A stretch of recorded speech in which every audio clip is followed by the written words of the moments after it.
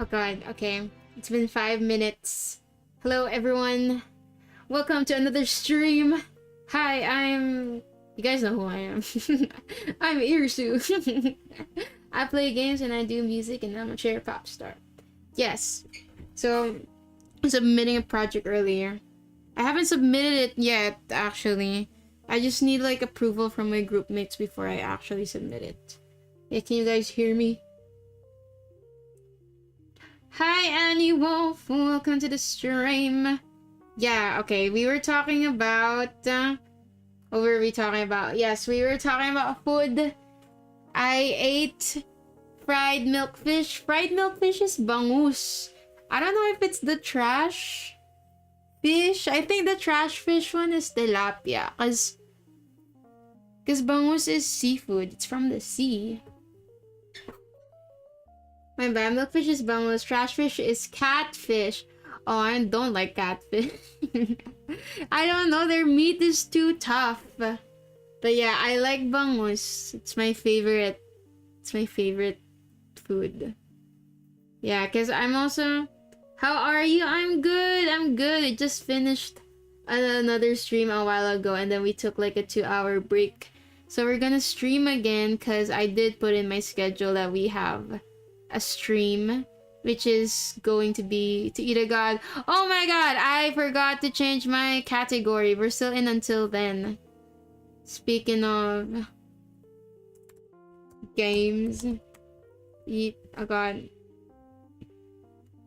Okay, this one's a visual novel. I think it's a romance visual novel. Despite being allergic to seafood, I can cook them pretty well. Now, the thing is, I don't think a lot of like you. I've mentioned this a lot, but I haven't been mentioning it recently. I'm pescatarian, so I don't eat meat. I only eat fish and vegetables. Yes. I do eat meat, but rarely. That's just in case there's no other food choices, or I'm really hungry, or if my blood count is really low, cause yeah. My doctor said to eat some meat once in a while. Oh shit. This keeps... I'm still not used to this. Oh my god. Where's the switch? Yeah, my doctor tells me if like I feel like I'm a bit too weak, I should probably eat some meat. But I don't really feel that weak most of the time, so I'm fine. Not the romance. These are my favorite visual novels when it's romance. I like the cheesy plots. Oh my god. Can you consume things from them like butter, dairy? I cannot consume dairy because I'm lactose intolerant. I'm also not a big fan of dairy. Yeah. But I eat eggs. Just not dairy and like meat. What about butter? Yeah, but I prefer olive oil. We have this kind of butter that's made out of olive oil. Like if you come to my house, most of the ingredients here are plant-based. Like our butter is made out of olive oil, it's plant-based. What else? What else is like a common condiment? Okay, now I know what and how to cook for you. Yeah, mostly vegan meals and pescatarian meals. Yeah. Trying to think of the other condiments. Mayonnaise, oh, dude, we actually have vegan mayonnaise and it's, in my opinion, it's better than normal mayonnaise. And what else do we have? We have a lot of like vegan patties, vegan nuggets. That's what I eat when I don't really have any motivation to cook. Are you going online June 15th? It's a Sunday. I don't think I am. Yeah, I'm not. I'm quite busy when it comes to the Monday. Go to Monday when it comes on Monday. So usually Sunday is where I cram all my academics, so I don't go out. Why not? I'm too busy for Sunday. That's my ACADS time. And I think I have an exam before that. Yeah. Yeah, but I heard Corey is going to be there. So you guys might not be able to meet me, but at least you guys will meet Corey. Plus, if I was going to on live, how will you guys even recognize me? You wouldn't even see me. Yeah, she will be. Yeah, I think she's giving out a bunch of her, we call it a bunch of her merch. Yeah, I heard that she will be. But yeah, what would you guys do if I was there? You guys wouldn't even be able to recognize me. But I would just look for a girl who's reading BL. That could be anyone. I'm not the only girl that reads BL, bro. Pegu Boss is going to be live RL. No, she's not going to be live IRL. More like there's a IRL event that she's going to be in. So people can visit her there if they want to. Because there's an event. She also invited me to come with her, but I was like, I'm too busy. I have like, when university starts, I'm too preoccupied with everything.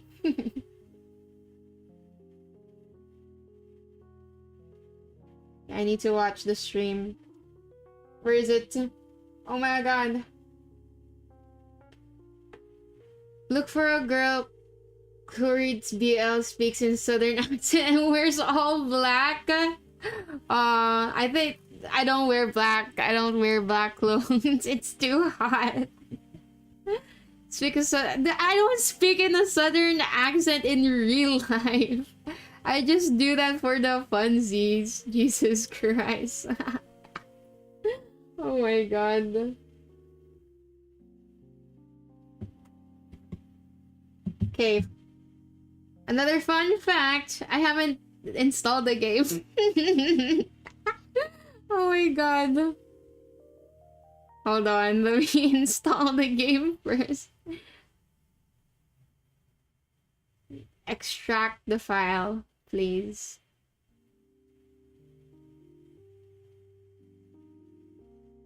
See, when you say southern accent, I think of southern USA. If we meet, I just ask for an autograph like Georgia. Yeah, I do the southern USA accent. like, you guys familiar with Waitress, the musical? Yeah, that's why I learned how to do the southern accent. Like, sugar, butter, flour, what else? What do you guys usually say in America? What do Americans say? My pronouns are USA. I tried learning a transatlantic accent too, because I was really into like the old Broadway kind of musicals, but I don't think I'm very successful with imitating the accent. I'm not a musical kind of guy. I love musicals. Oh my god. I'm trying to like learn a bunch of accents so I can like do more of them, so I can expand the characters that I can play.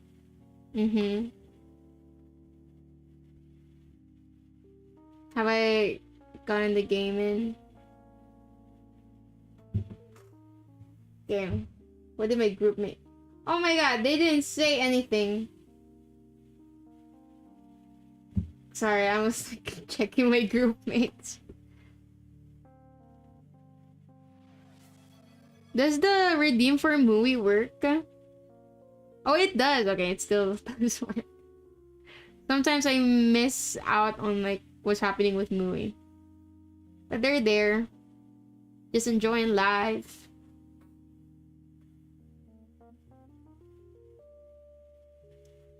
Okay. It's like 98% complete. Also, I checked the analytics late. I checked the analytics on like the previous stream, like the until then. Bro, why did we pick at the time when I was crying? Oh my god. And so I was like, was it 11 or like 14 people and I was fucking crying? Oh my god. Saw the tears, so I gave him a treat cause big content, dude. I feel so fucking shy. I can't believe people watched me cry on stream live. Okay, is the game working? I think for this game, it's going to be like 1 to 2 hour gameplay. So it's not gonna be like the usual 4 hour gameplay for like until similar to like until then. Oh shit, it's too fucking loud and this music is scary. Wait, I opened the game, hold on. You know, I saw this game and there was like a character that was so my type. Where is the game?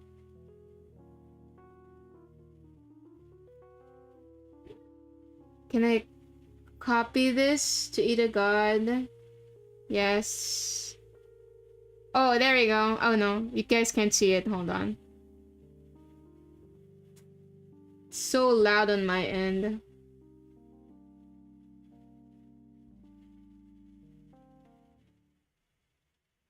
Oh my god. Guys, you hear the music? It's so scary. It's so fucking loud. Wait. It's too loud.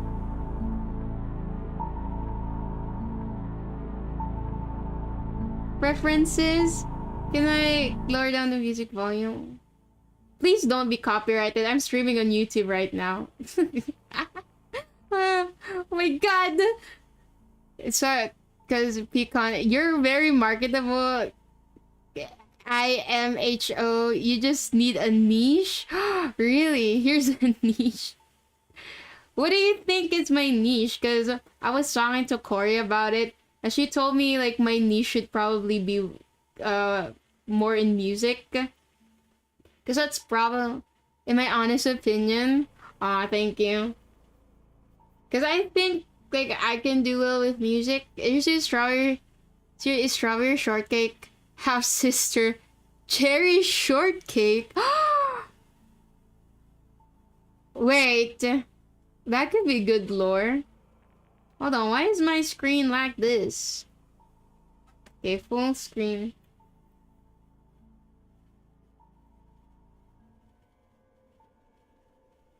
Oh, why did it expand?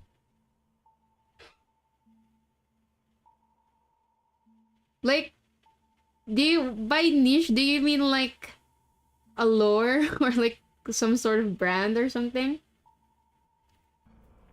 God, the music is so scary. Where is my model thingy? Music is kinda saturated overseas. If local, you're better off going the southern route. What do you mean southern route? Like I keep the southern accent. Oh, unique selling point. I figured the pastries are like a good type of selling point. I'm still like trying to build up my brand, but in terms of visuals, I think I'm quite satisfied with it. But yeah, maybe I finally decide on a fucking lore or something, because I'm very indecisive when it comes to that. I have a better name. Irisu? Shoot. Also, can you guys hear the game music? So I lowered it. God, I feel like this is going to have a lot of jump scares. It's a fucking horror game. Cherry berry shortcake? Cherry berry shortcake. Isn't that quite similar to strawberry shortcake? I don't want to get like copyrighted, if you get what I mean.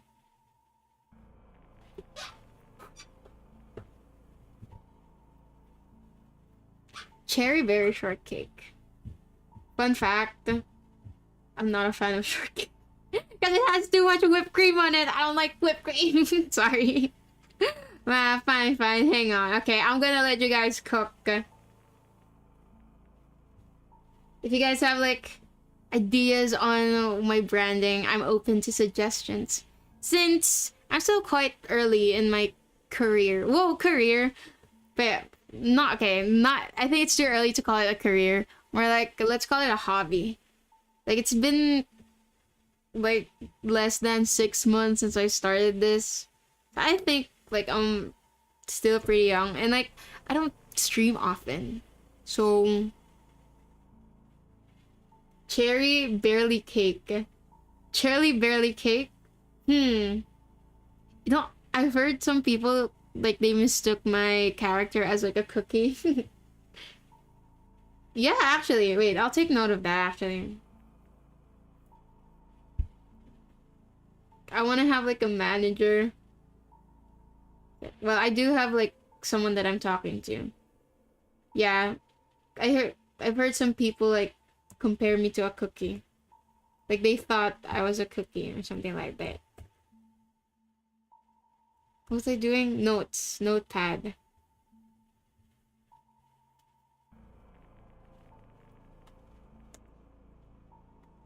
Cherry bear cake.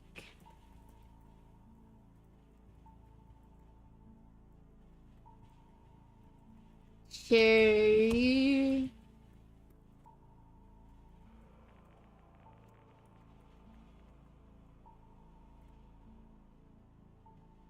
Okay. Wait.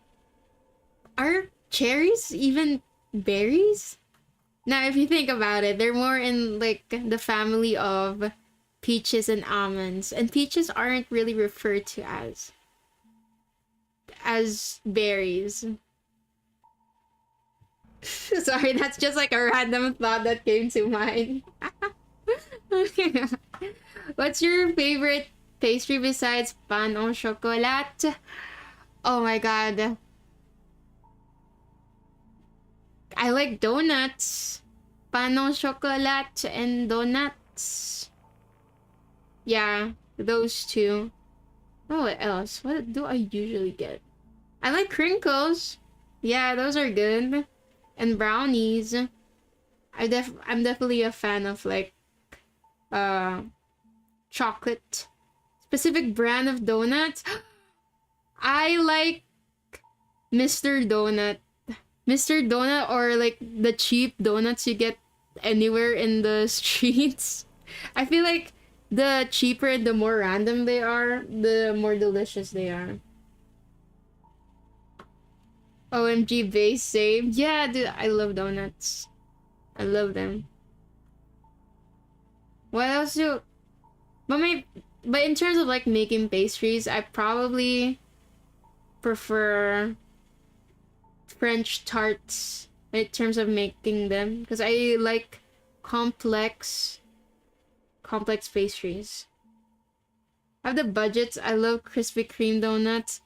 I also love Krispy Kreme donuts, but it depends on the flavor, because sometimes they're too sweet for me. So I just opt for the cheaper ones because I think they taste better, in my opinion, because they have softer bread.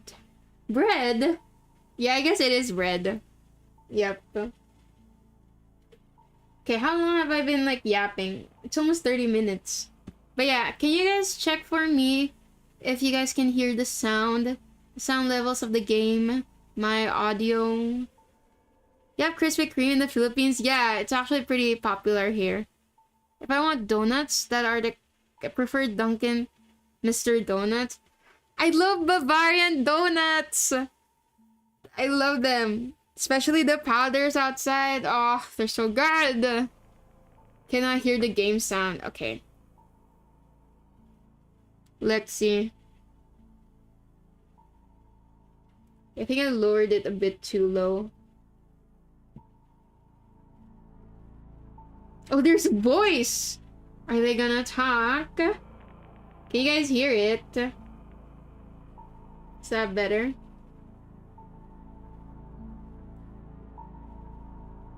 Is that better?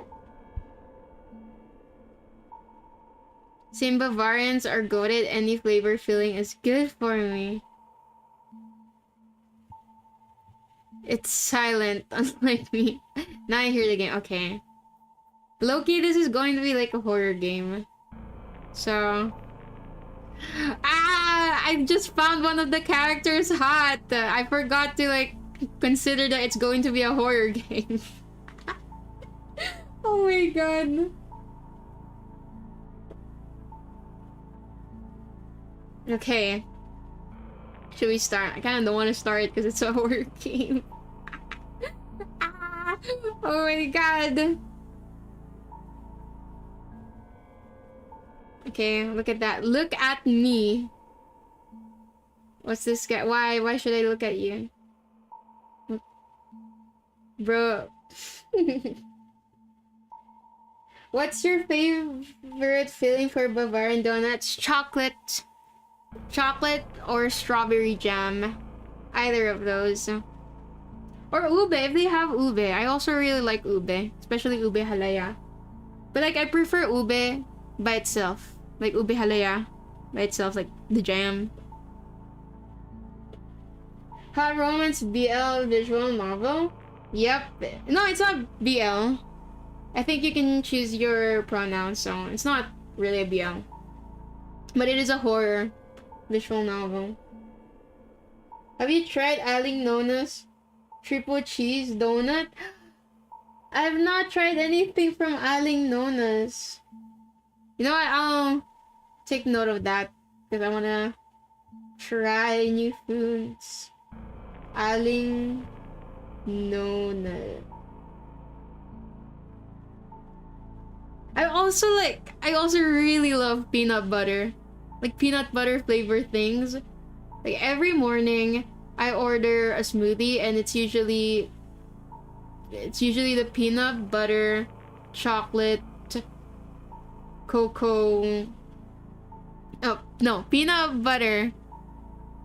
Wait, I'm trying to remember. Yeah, there we go. Peanut butter, banana, and cocoa smoothie. Yes, I really love those combinations. Oh my god, I love peanut butter. Best spread ever. At least try the donuts. I love them. What the fuck are the same? We have the same when it comes to food preferences. Yeah, I like really... It's so weird we're having this conversation right now and the background music is this scary ass music in the background. It's like, talk to me guys or else I will kill you. It's so menacing. I love sneakers. Yes, I love earthy flavors. You know what would be like a good combination? Matcha and peanut butter. Because I was drinking matcha latte and I was eating my peanut butter bagel and I put them both at the same time in my mouth and I was like, oh shit, this is such a goated food combination. Like what? Yeah. No, I should probably start. Okay, we're gonna start. Okay. Been yapping for like almost 30 minutes. You literally only person I know who likes that combo. Really, I don't think it's like a very popular combo. It's like a self-realization, a self-discovery that I made when I was trying. Well, I was eating my usual foods. Oh, why is it in Spanish? Wait. English onegai shimasu. Okay, there we go. Okay, there we go.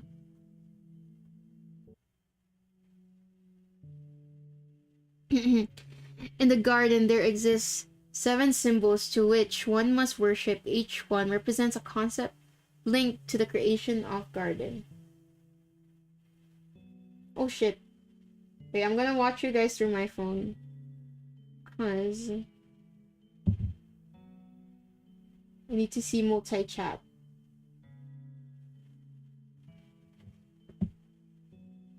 With baked matcha cookies and just put a dollop of peanut butter on them. That sounds so good. Okay. Oh shit, my mouse.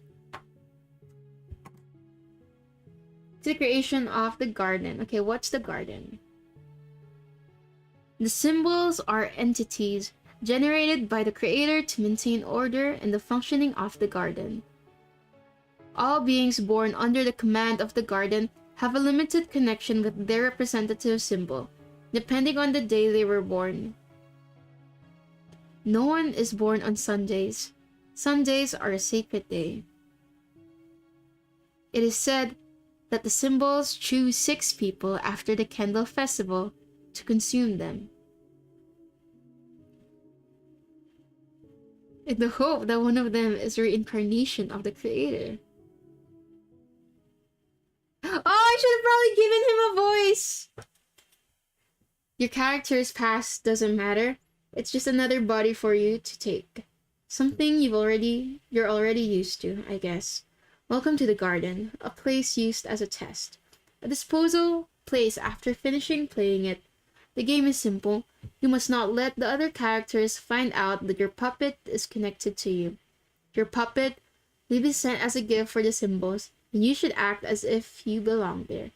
Please do not do anything that is outside the stipulations, nor summon the name of the representative of the void. This is strictly prohibited. Representative of the void? Oh my god, void's here. Even if you are given the opportunity, don't do it.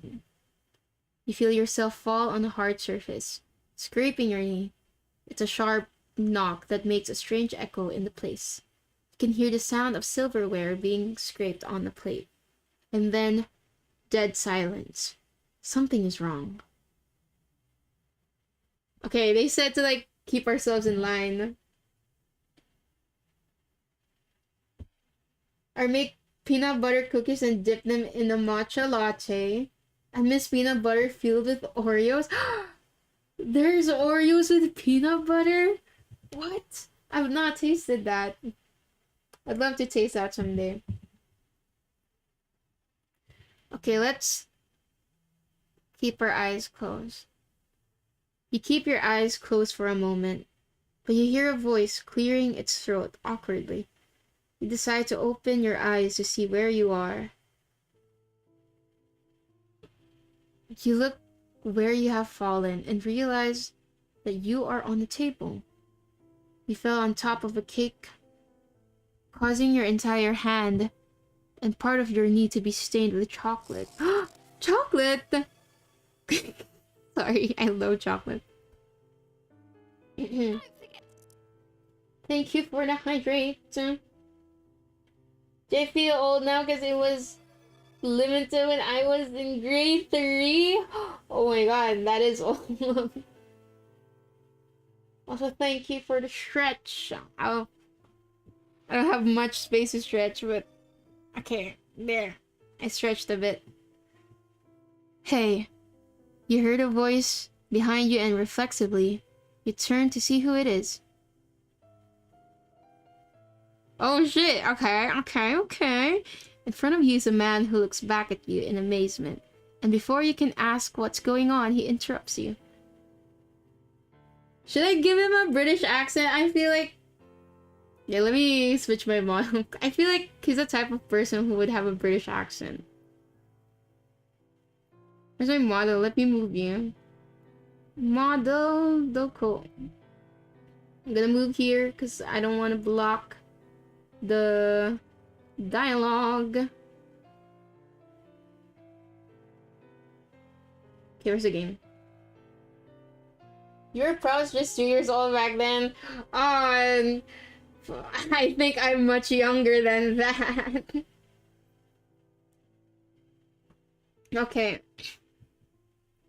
Okay, this is my terrible British accent, guys.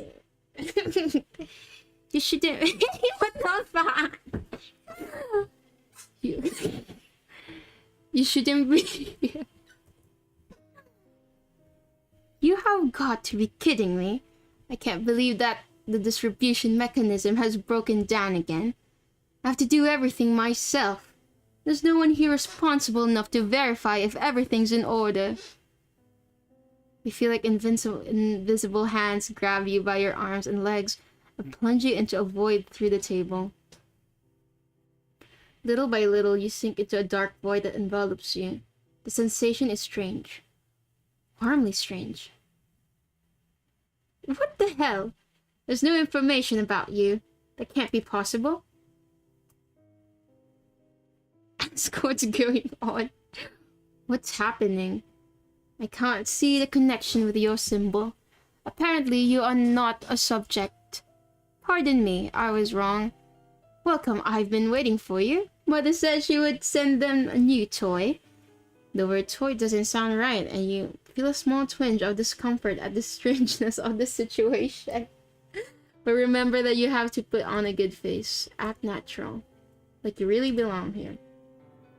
After what happened to the last one, I really hope you last longer. You really don't want to throw what happened... Shit.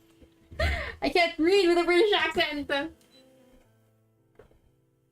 How is this horror? It just looks like a regular slideshow-esque game.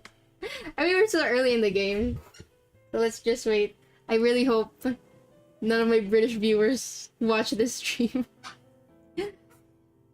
You really don't want to know what happened to the last one.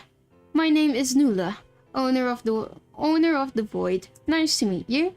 Before we leave, I need your name. What's your name? My name is Irisu. I'm Irisu. Welcome to the Void, Irisu. Nula extends his hands to you in order to squeeze yours tightly in the style of greeting. Despite the second passing, it doesn't let you go. You feel like his gaze is devouring your soul. It seems like he was looking for something. Let's keep looking. You are... Nula's gaze turns back for a second, only to be quickly replaced by eyes filled with wonder. You're from here? You're from there? You're not from here? Oh, you're not what? You're... What the fuck? Guys, I can't! I can't! I don't want to do this. You're gonna head off to bed. Okay, good night, Sage. Hope you have a nice rest.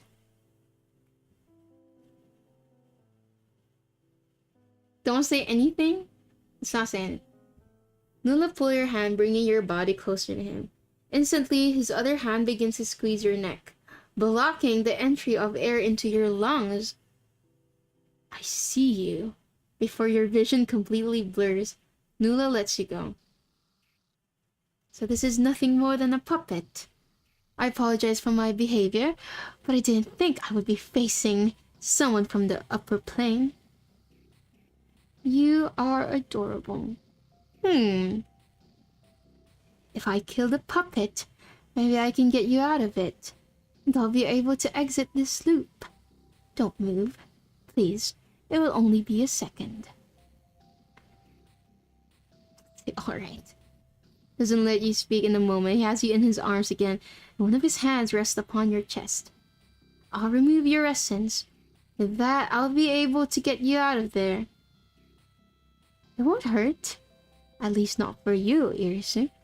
I can't say the same for the puppet. You feel how Nula rips open your chest and begins to extract something from inside. It hurts. It hurts so much. Your sight begins to blur. Sight begins to blur. Hey, what's going on? No, no, no.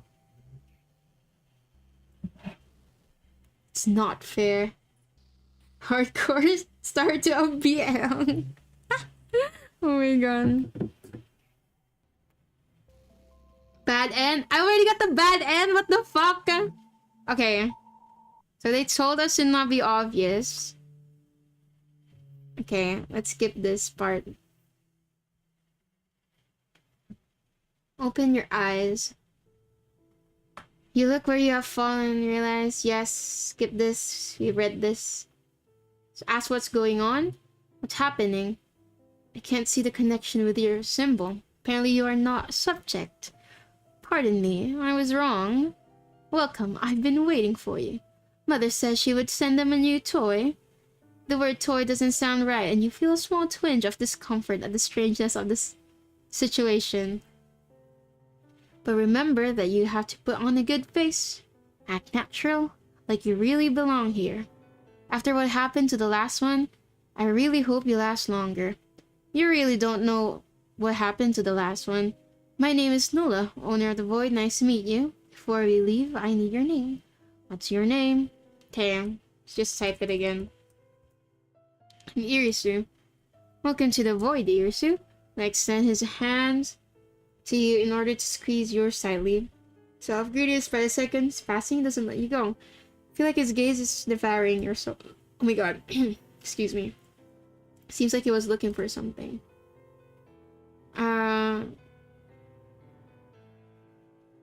We don't look away, right? We keep looking. You are... Replace eyes filled with wonder. You're from there. You're not from here. Wait, no! I pressed the wrong thing. Bringing your body closer to him instantly, his other hand back. I see you. No! No, no, no, no, no, no, no, no, no, no, no, no, no. I don't think that's a good idea. In a moment, he has you in his arms again, and one of his hands rests upon your chest. I'll remove your essence. I'll be able to get you out of here. It won't hurt, not at least for you. Yes, we're gonna die. Okay, let's do that again.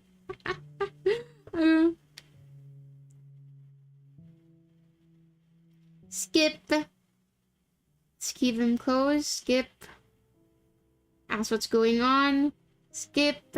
Enter your name. My name is Irisu. Enter. Yes, that's my name. And save. No. We don't save yet. Skip. Look away. You look away, unable to bear the way Nula's eyes make holes in your head. Your eyes travel to where your hands are connected. You're the first to let go, causing Nula to snicker. Okay, I'm gonna not do the British accent. I can't act properly. I guess Mother gave you life and didn't explain anything to you. How negligent on her part. You'll have to help in the hotel today. You will serve as a waiter in the dining room. Some symbols are coming to my hotel today because they have a meeting. If you serve them well, maybe they will take you... maybe they will take you as an apprentice. But now you're just a toy. So be careful. The entity that calls himself Nula touches your forehead and you feel invisible hands grab your limbs to push you down. Once more, and with this, the floor swallows you in total blackness. Don't be scared. We'll arrive at our destination soon. Despite not seeing anything, you feel like you're floating in the void. Out of nowhere, a strange pressure is exerted on your body, giving you the sensation that you're falling. And sure enough, you'll fall on your hands on the cold floor. You look around and the place has changed. You no longer find yourself in the same kitchen as before. Now, it is a larger one, similar to the kitchen that are in restaurants. You have arrived. You look up to find Nula, who is standing next to you, but he doesn't look at you. Beyond, near the knives, there's a strange-looking person. Nula looks at him. Hey, Fames! The strange-looking man jumps upon hearing Nula. When you look more closely, you realize that he is wearing a mask that prevents you from seeing his features. Mr. Nula, I thought you wouldn't come today. It doesn't sound very happy with Nula's arrival. I had a little problem. Does it have to do... Did I give him a voice? God, I'm not good with male voices! Unless it's like the fuckboy voice. Does it have to do with the smelly creature next to you? Smelly? You tilt your head slightly to verify his statement, finding that you don't even smell like anything at all. Something like that. Mr. Nula. That thing smells like a human. I have to return them to the warehouse. You should check your sense of smell. Fames, it's getting worse. This is the new toy Mother has sent to entertain the symbols. But that last one was completely broken by Kinkei? Gonna have to leave off my side job here in a bit, so I'll have to leave and lurk. Have a Javia on my laptop HC. Okay, Silent, thank you so much for stopping by. Have fun with the visual novels. Yes, good luck on your job. Where am I? My mother had agreed, but the last one was completely broken by King K. I thought you and mother had agreed that no more would be made. I can't fucking read. That was because King K is an animal. He doesn't take care of things. But I guess mother can't leave Septim without his weekly meal. It's obvious you're burned by the favoritism. In a way, you feel like you're the third wheel in the conversation. It's not like you have much to contribute either. Anyway, I have faith in this creation. There is something different about it. Different from the others. The only difference is that it reeks of human. Maybe the 7 of them will like that. Fames leaves to go in search for a plate. When he returns, you can appreciate what is there. Nula does the same from his side. It's meat. Nula looks at Fames with a smug face. If you allow them to attend to the symbols, maybe you'll save some of your employees from losing their lives. Lately, the symbols have been very displeased. Okay, Ewan. Now please stop interrupting my work. Nula detaches himself from Fames and begins to walk towards the door that appears to the next exit from the kitchen. For someone who has classes, you sure do stream often.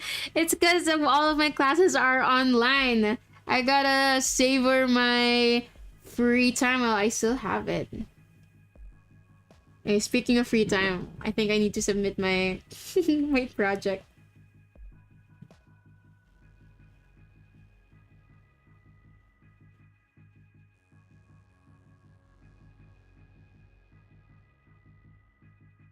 Wait.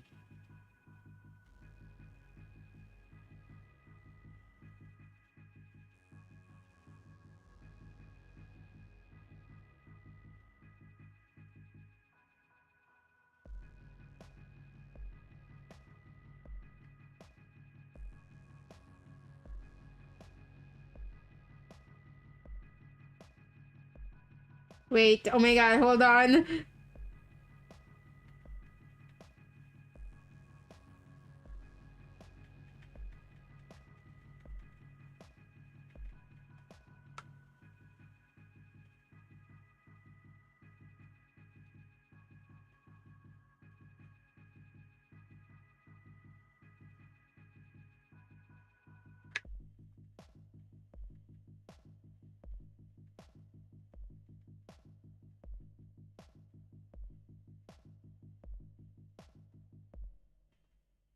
Sorry guys, I'm doing my project right now. Wait, I think I did it right naman. What the fuck? What the fuck are these people talking about?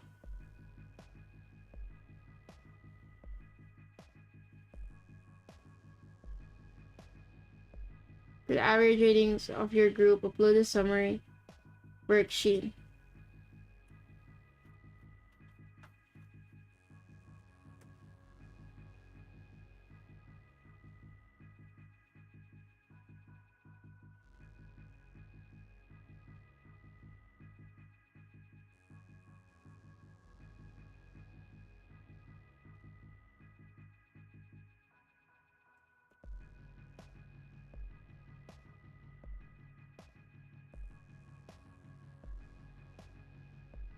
Oh, what happened? What the fuck?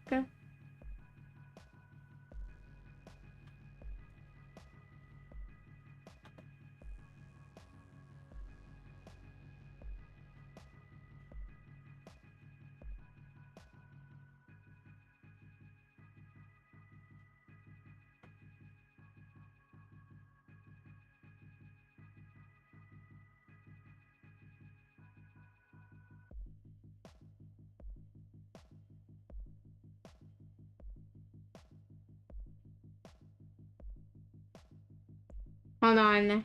Let me... Guys! Which guy we eating? Wait, I'm doing my assignment right now. Yeah, I'm gonna switch to another screen. Hold on. Wait, this is gonna be a co-working... Let me just add something.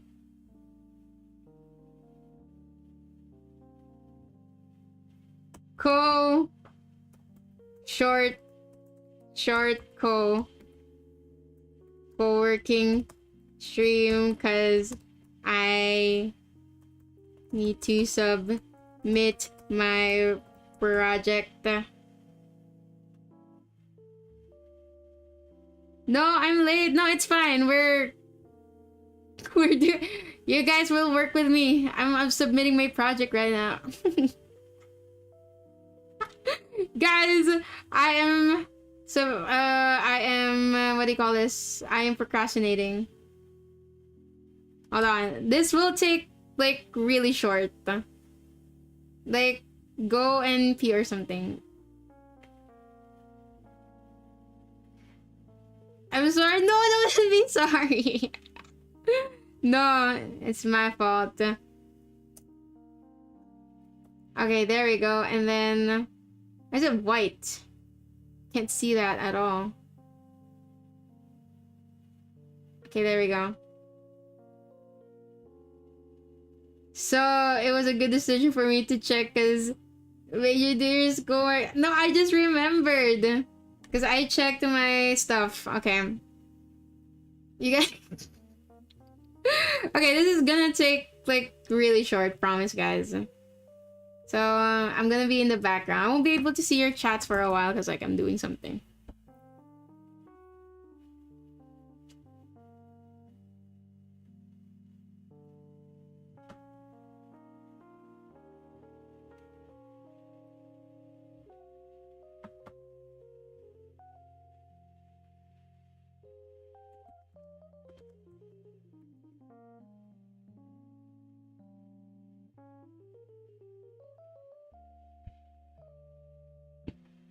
What? I had like a version here. The one I rated.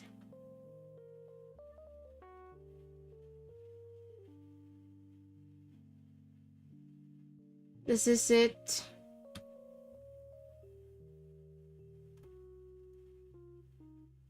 Or did I not do the average for this one? Hello?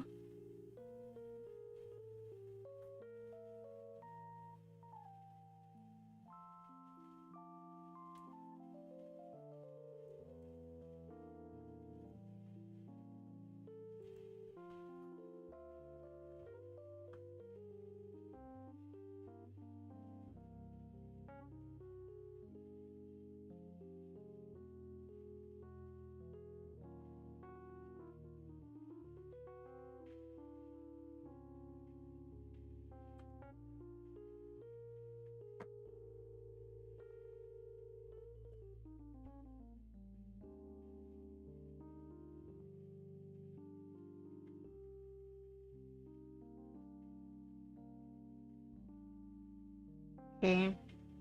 You guys can like chat with each other first while I'm doing this. I can feel you guys bashing me right now. Ah.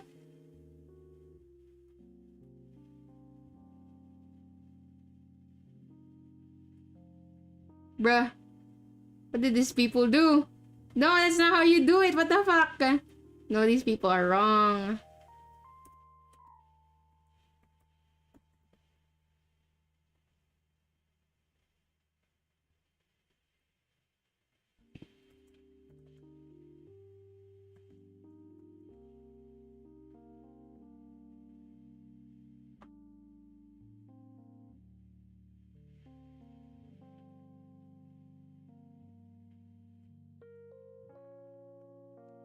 Bridge. And then...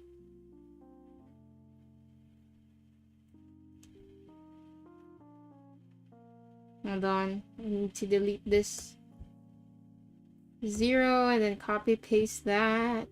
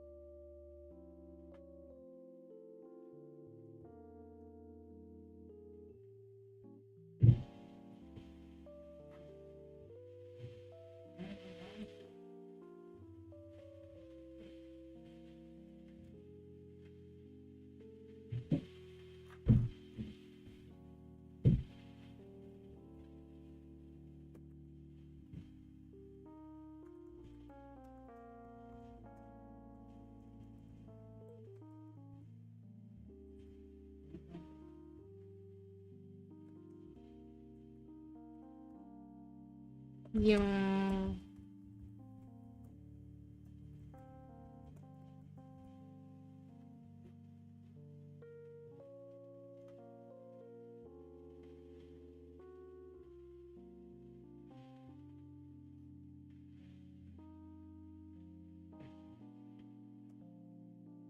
Should delete this. Not applicable. And then... There you go.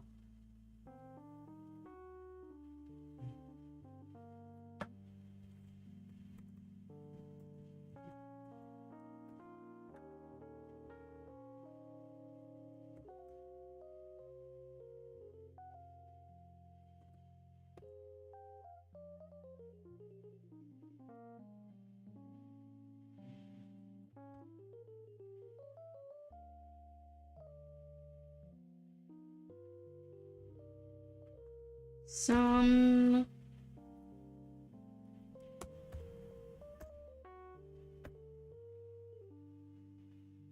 Okay, does that work?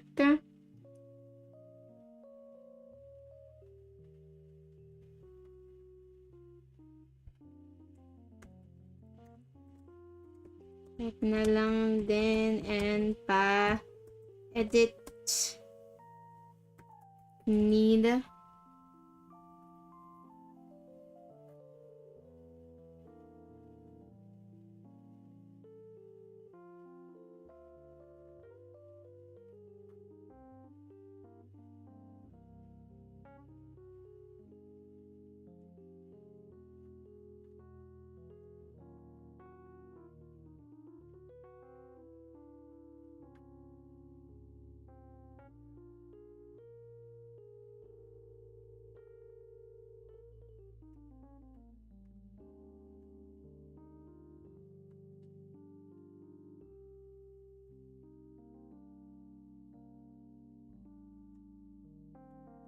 Human capital.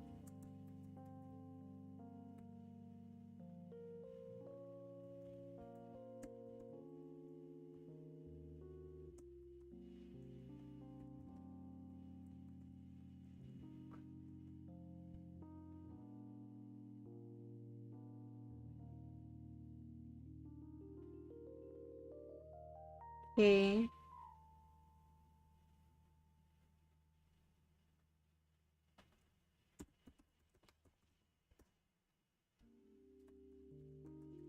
Average.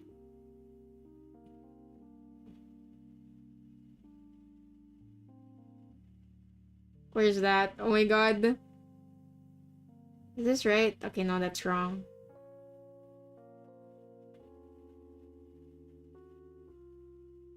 I know I'm not muted, guys. Wait, yeah. I'm not supposed to be muted, but yeah. I won't dox myself, don't worry. Okay. Wait, okay. Why is there so many of you guys watching me right now? I'm not doing anything. Okay, there we go. Should be good? Question mark?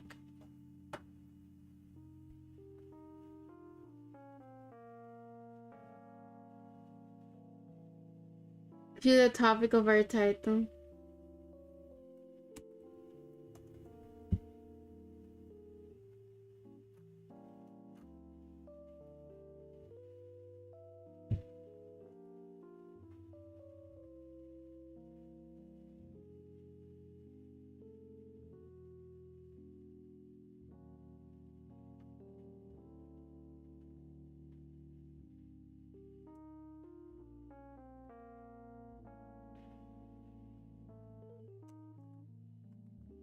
Human.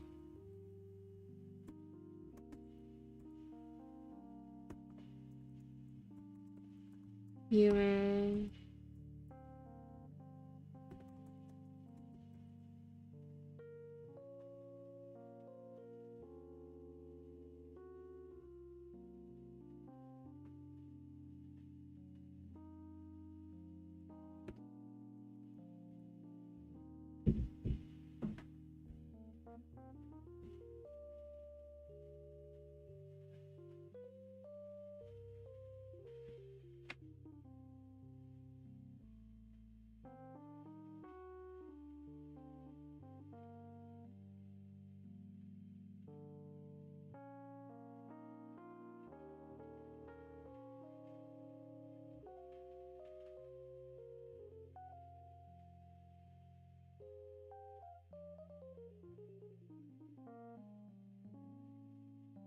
You're right.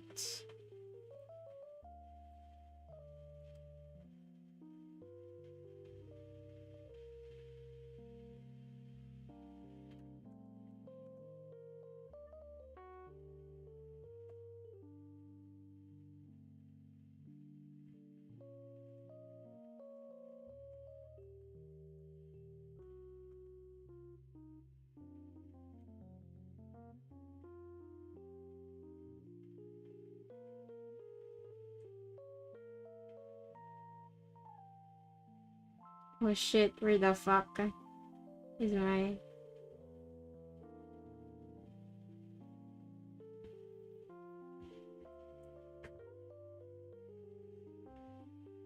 Pinapacheck na lang.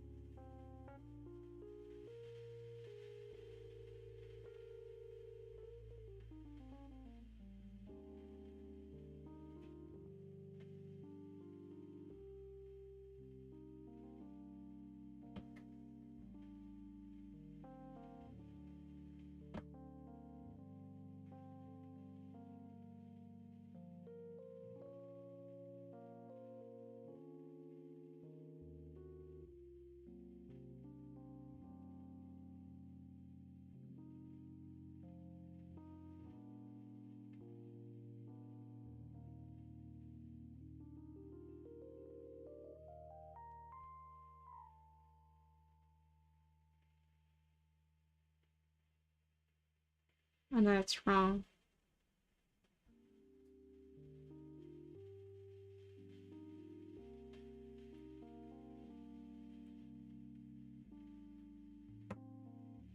Oh shit! No! My mouse is not working.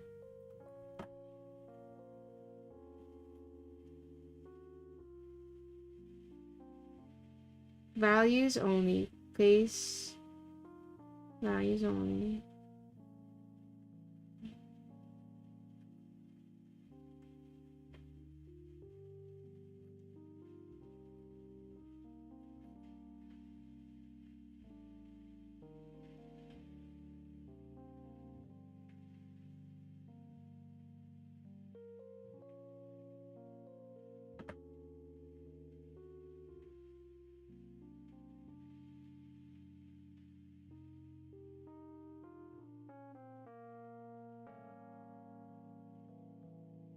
Should delete this. And then... There we go.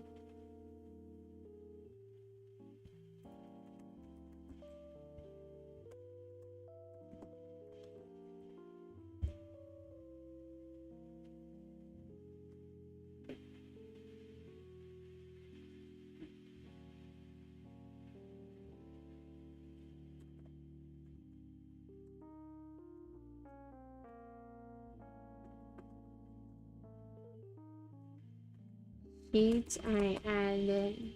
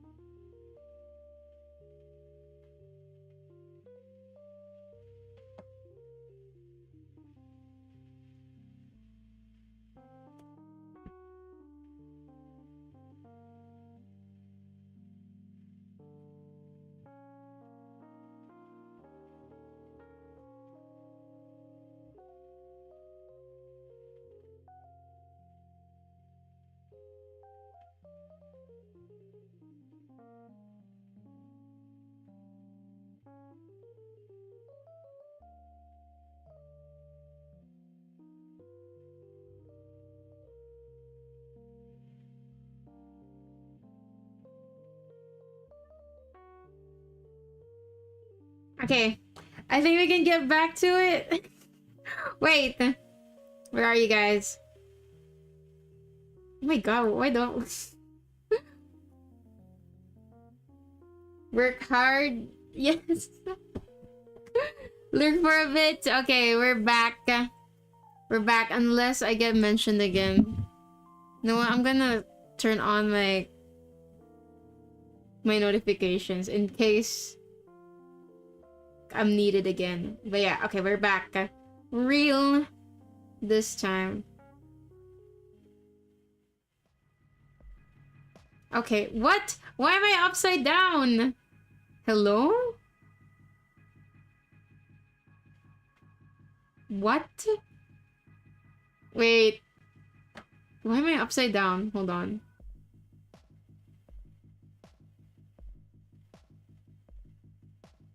Huh?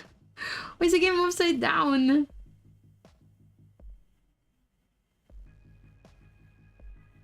What? Crazy.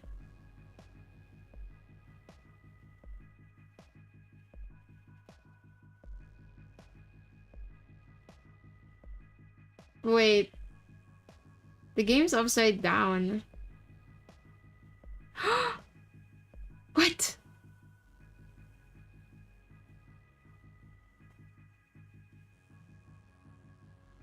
Girl, why are you upside down?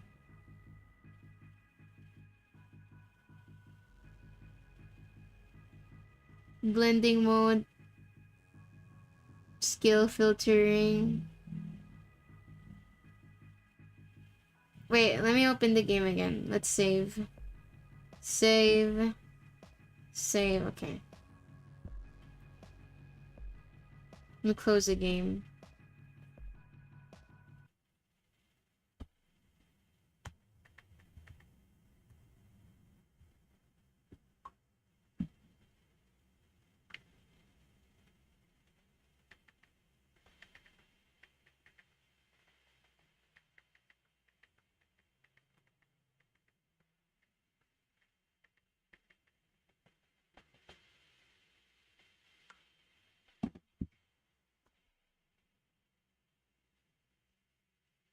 Here am I.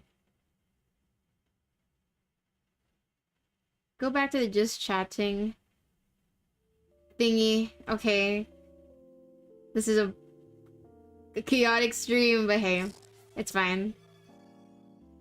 Thank you for the hydrated mochi.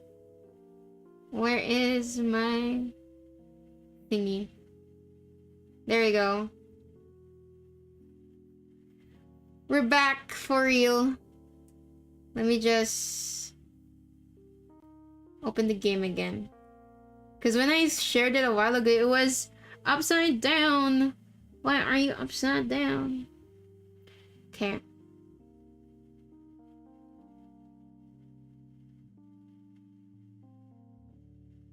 What do I do? Okay.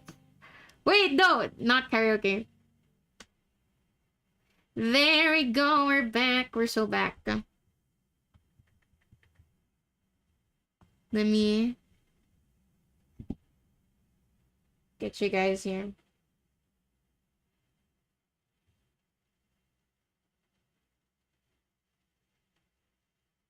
Oops, not that.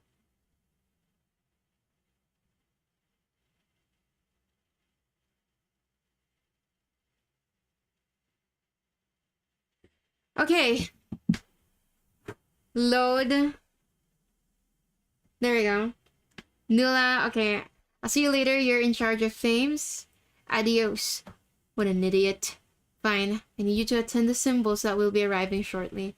Meanwhile, prepare the table for them. Fame shows you the table where the symbols will sit and explain that they're separated from the normal public because they have important topics to discuss amongst themselves. Fames has also instructed you that the food must be set on the table before they arrive. You are now unsupervised. Escape from the place, do what they ask you.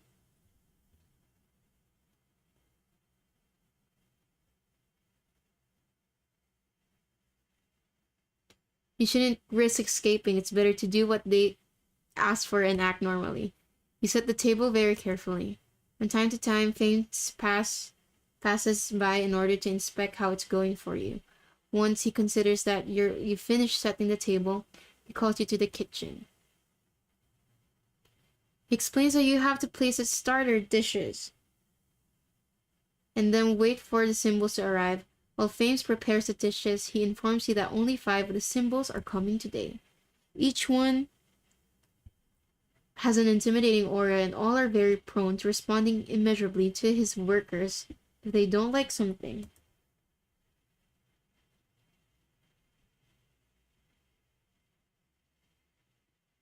Oh shit.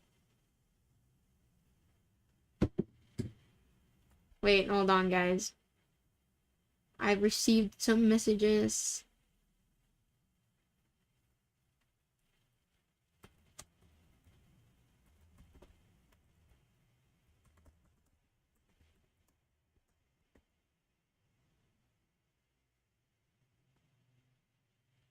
Okay, especially Unum. He has those 2 eyes that follow you everywhere. I heard that he took those eyes from Quador in a fight. I hate that brat. Once Fames finishes preparing the starters, he leaves them on the counter and reluctantly wishes you good luck. There are 5 dishes, but due to your lack of extra hands, you only take 2, a plate on each side. You walk the same route you've been taking, but upon approaching the table, you see that something isn't right. It is not empty. Oh my god, wait! This was the character I was eyeing. I think this the spiky haired guy with the red hair. Wait, what? Something isn't right. It's not empty. There we go. From the shock, you almost dropped your plates. There are two people comfortably sitting at the table that's supposed to be for the symbols. They gaze at you.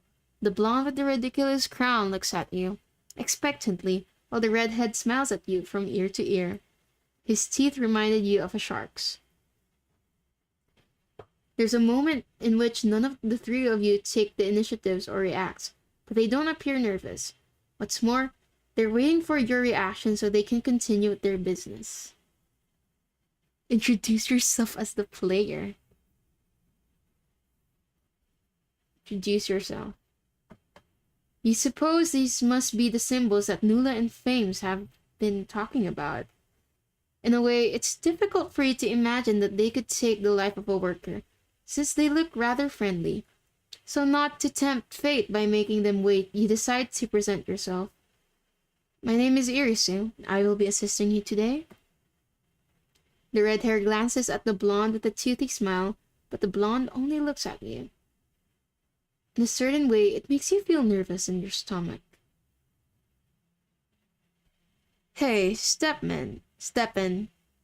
This is not a worker. Could it be Mother's gift? It's similar to the previous one, but better. The eyes. It's the eyes they have, and the smell that they emanate. Wow. It looks like Mother is making them similar to humans now. Indeed. You don't know how to answer that, so you decide to look beyond the table and you realize that Nola is watching you with an intense gaze. Can I be the first to use them? We must wait for the others. They said they'd be late because Kincaid was throwing a tantrum. We have to wait at least an hour. This is an awkward silence. There's an awkward silence before the blonde breaks it. Between you and Kincaid, I don't know who is worse. The redhead narrows his eyes, looking at the blonde with anger, but doesn't say or refute anything. Instead, he chooses to look at you, and crossing his arms, he says, "We can make the most of our time and start, so when the others arrive, we'll already be ready. Besides, I never get the essence, only the trashy parts. What would I gain if we started earlier? You always complain that I break it too quickly. Besides, the time you take when it's your turn is eternal." Kator said it's because you like to talk to the gift before devouring its essence. You're very strange. It's none of your business. You wouldn't understand it anyway. I know. How about we make the most of our time and do that thing you do with the gift? Talk? Talk to the gift? We would have to seal the table. Call Nula to do it. Nula! The blink of an eye, Nula materializes next to you with his gaze fixed on the blonde. His Holiness, Septim. The tone used by Nula to the blonde Septim was a totally surly one, as if he had an aversion just to naming the blonde's title. Need something? I want you to seal the table for a while. Hey, but I don't want you listening into what I talk about with the gift. I want privacy. And what do you propose? You could let the gift choose and summon one of your names. You assume they're talking about you. You look directly into Nula's eyes and feel how he stares at you implicitly, commanding you not to refuse.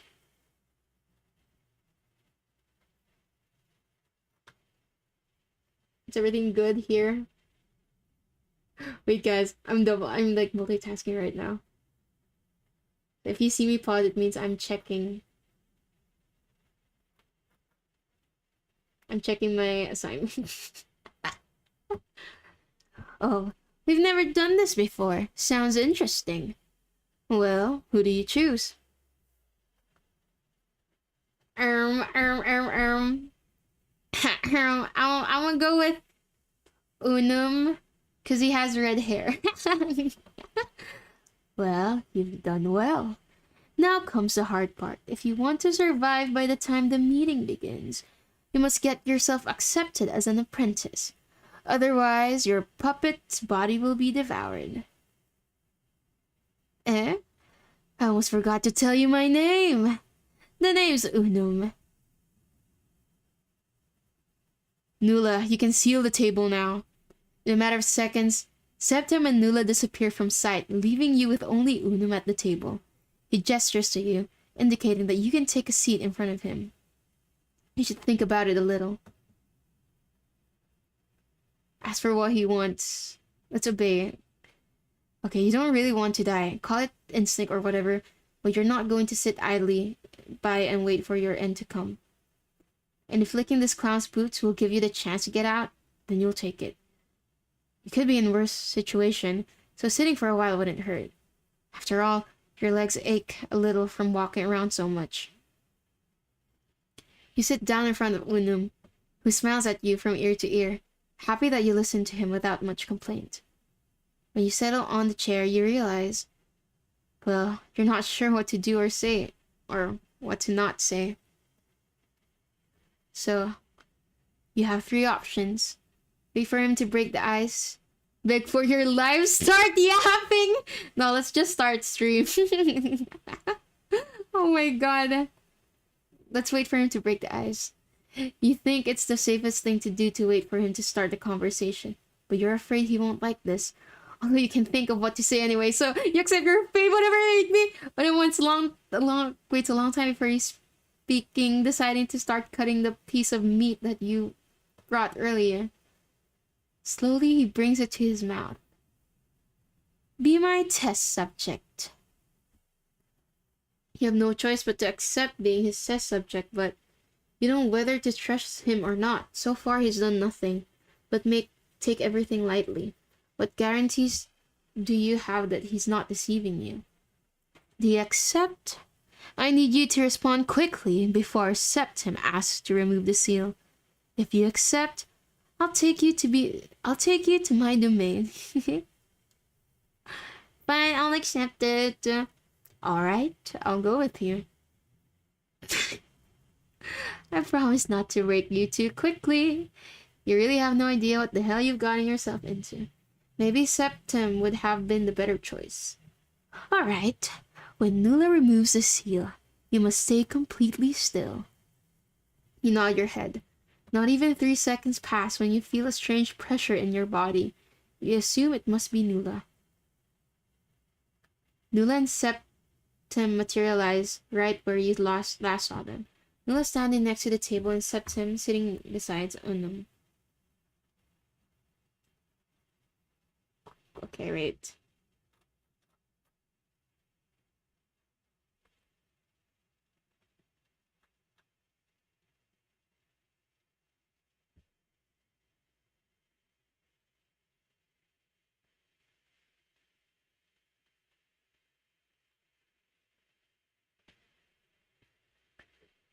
as if they had always been there. Wow, I didn't think the gift would come out in one piece. Congrats. Septem is interrupted by Unum, who lunges at you. If it weren't for Unum's speed, you surely would have moved to avoid him. But since your reflexes are slower in comparison, you remain still as stone. Unum's arms wrapped around you, taking your breath away with how tightly he's squeezing you. What the? Suddenly you stop hearing Septem's voice in the ambient noise of the dining room. Oh shit. Are we screwed? Sensation of hands caressing your face invites you to leave your subconscious. You try to open your eyes, but the light of the place is preventing you. It's bothersome. You don't know how long you've been unconscious. You feel the same hands giving you gentle pats on the cheek, each one getting rougher as the second pass. One strong enough to hurt makes you scream. You open your eyes abruptly, and the first thing you see is Unum with his stupid grin. Stop it already! You scream with so much anger that Unum stops abruptly and looks at you with wide eyes. You have pain receptors. Excellent. It seems the smell you emit is correct. You belong to the human race.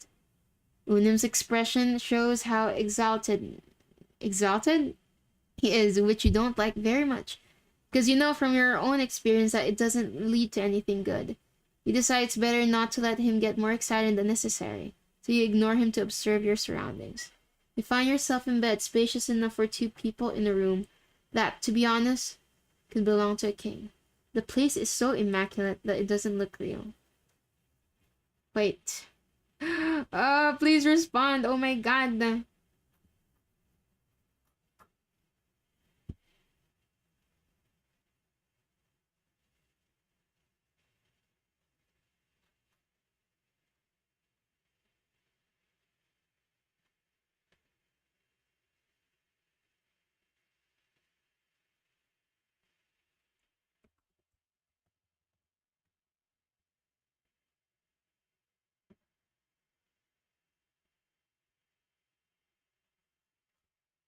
Time is it? It's 10:35. Okay. You like it? This will be your own room. I was thinking about it, and I suppose it would be impossible to leave you in the residence of your wives. Okay, he has wives. They would devour you as soon as you step foot in the place. Wives? Not just one, but more? You can't help but feel pity for the poor women who have this brat as their partner. You feel that he probably doesn't dedicate enough time to each of them. I spoke with Septim and Nula, told him that Mother will make another gift so that everyone can have their share. That means you are my property now. This is the first time I have a living human in my domain. That's why he can't have living. Oh god. Why can't there be living humans in your domain? Onum analyzes your face for a moment before answering, as if contemplating what kind of information he will reveal to you. Nula and Mother said that there can only be humans for our consumption. Nula excuses himself by saying he can't provide any, since we can only have 6 humans each month. No more than that. That's why Mother makes a gift every Sunday, as a placebo. Since human flesh is vital for our physical form but very addictive. You are the placebo. Although it's the first time a gift smells like a real human. If I ask about Mother, will they find out that I'm not from here?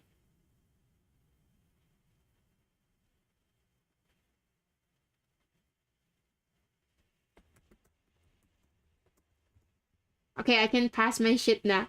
Wait! Okay.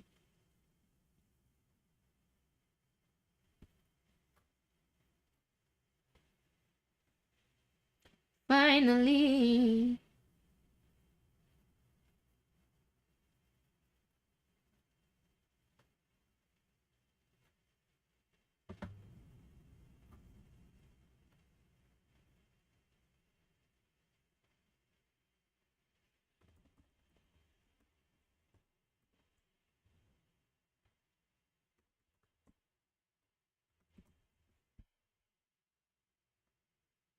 Okay. I'm afraid if I ask for who mother is, they'll find out I'm not from here. Okay, let's not ask.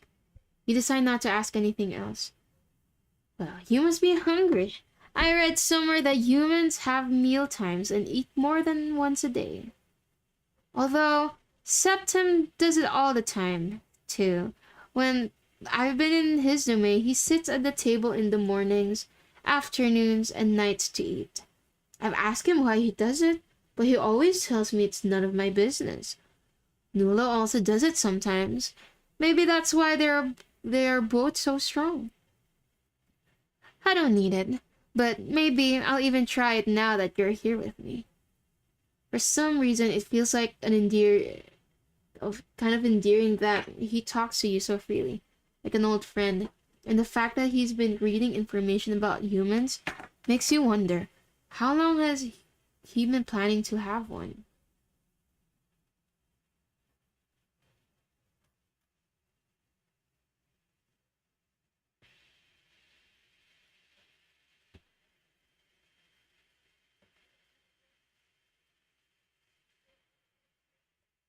Guys, I'm just double checking if I did pass it. Okay, I'm good. I'm good. Makes you feel like a pet that its owner talks to after getting home from work. Walk behind me and don't stray. My wives like to come to my residence to relax. Escape seems not to be an option for now. You don't want to die trying. He leaves the bed you're in and waits for you at the door. You get up and begin to follow Onum through the hallways. You walk so close to him that you're almost tripping on his heels. You're slow to reach the desired place under a silence that is neither comfortable nor uncomfortable.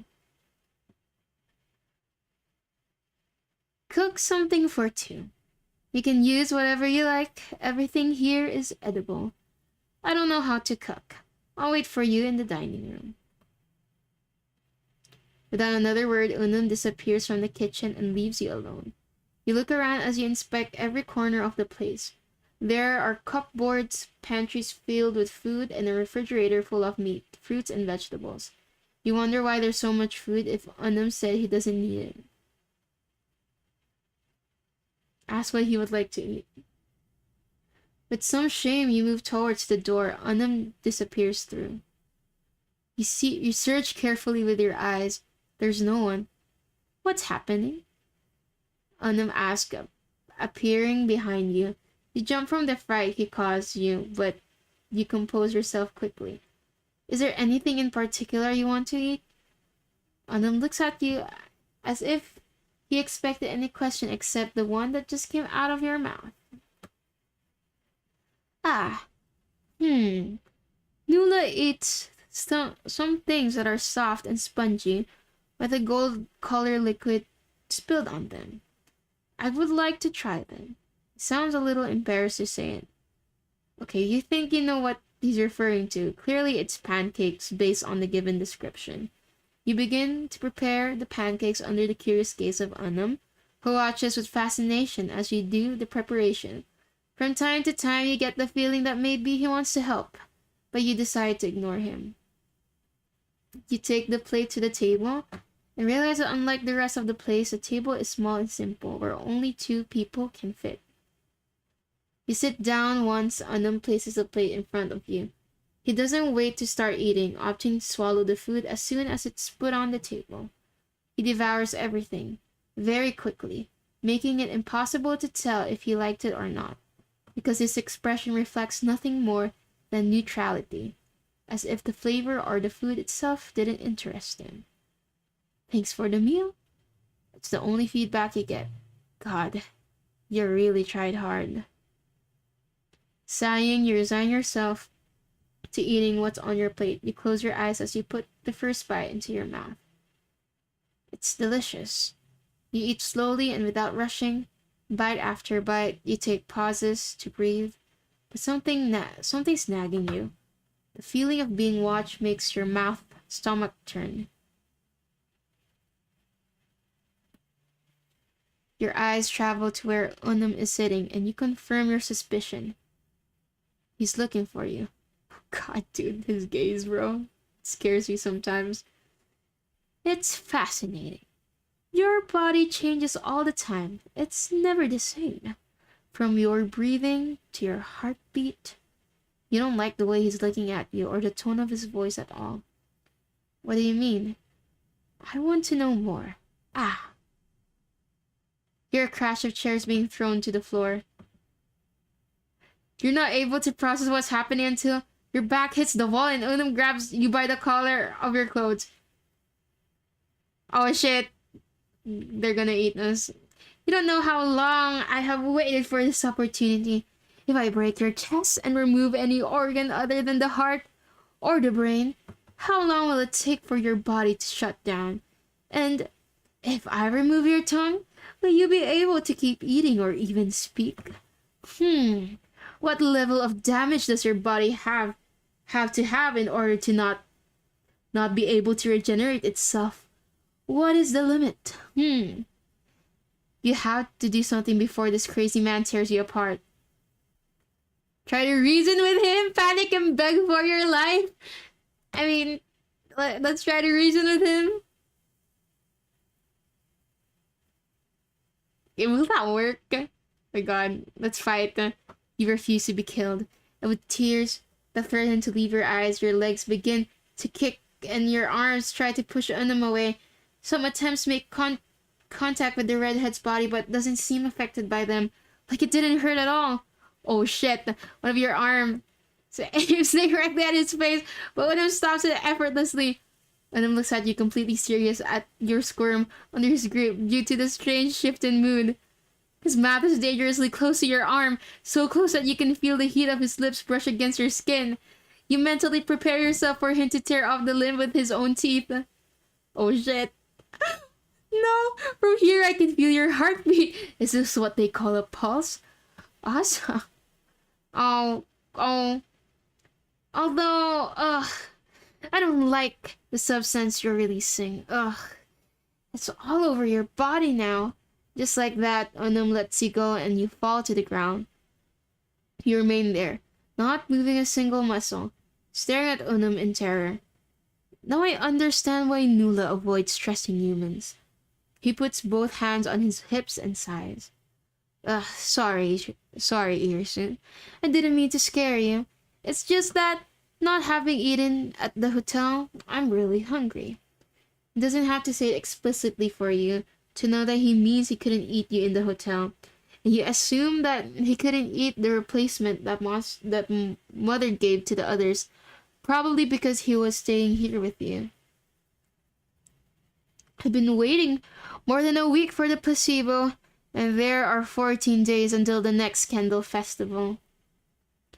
Are you still hungry? But he just ate. He just ate something. How could he be hungry?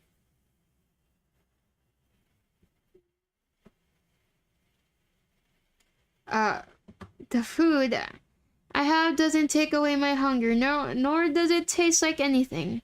Onum noticed the way you were silently asking the reason why he has food in his kitchen. Clears his throat before responding with some shame.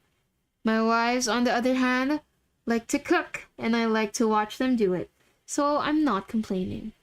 While Unum speaks, you try to calm your nerves. Clearly the deity in front of you is unstable, or at least he becomes so when exalted. But you have no choice but to continue and adapt to survive, since escape is not an option at this point, although you would like to know that your true purpose is here. About becoming your test subject. We can talk about it tomorrow. No. You say firmly you want to know if being his test subject will allow you to survive at the cost of your physical or mental health.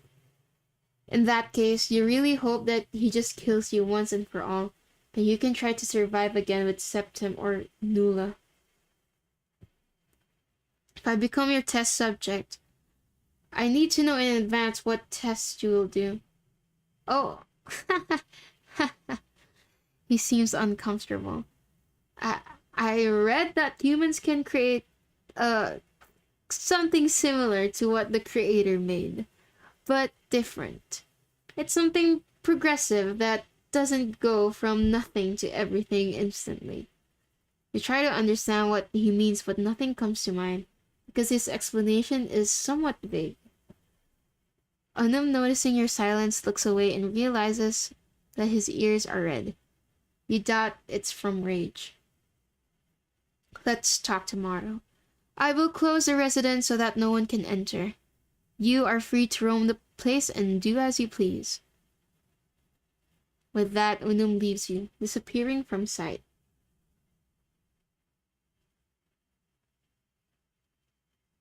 He said I can explore the whole place.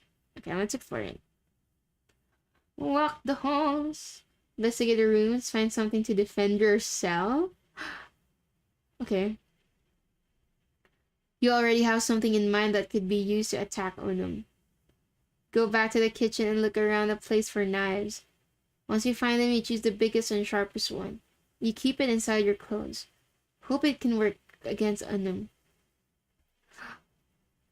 Can we, like, find something else? You already have something in mind. Okay. For knives. Okay. Let's investigate the rooms. Many of the rooms inside the residence are locked. No matter how hard you try, you can't open their doors. Although there are some that are open, they don't have anything interesting inside. You feel that at any moment you'll reach the rooms where Unum is, but this one looks different from the others. But when you try to open it, nothing happens. Can't go in.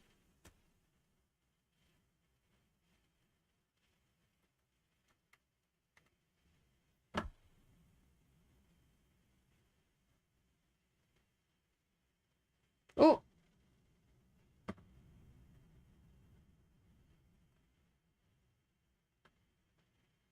Hold on. Okay, we're fine. Just double checking things. Walk the halls, investigate the rooms. Okay, we can just walk the halls. That's our last option. You walk through all the halls that are available in the residence. There are few windows, but no possibility of going out of them because they are barred. The hallways are full of paintings that focus on showing the human figure in their everyday life. If you were in a museum, it would be very interesting, but now it just makes you uncomfortable. So focus on looking at everything but the paintings. For example, the doors. Many of the doors are blocked, so you can't venture beyond the hallways. Okay. You decide it's time to call it a day. Resting in the room Unum gave you doesn't seem like a bad idea. Tomorrow will be a new day. You lie in bed and try to fall asleep. It takes you a while, but in the end, you manage to fall asleep.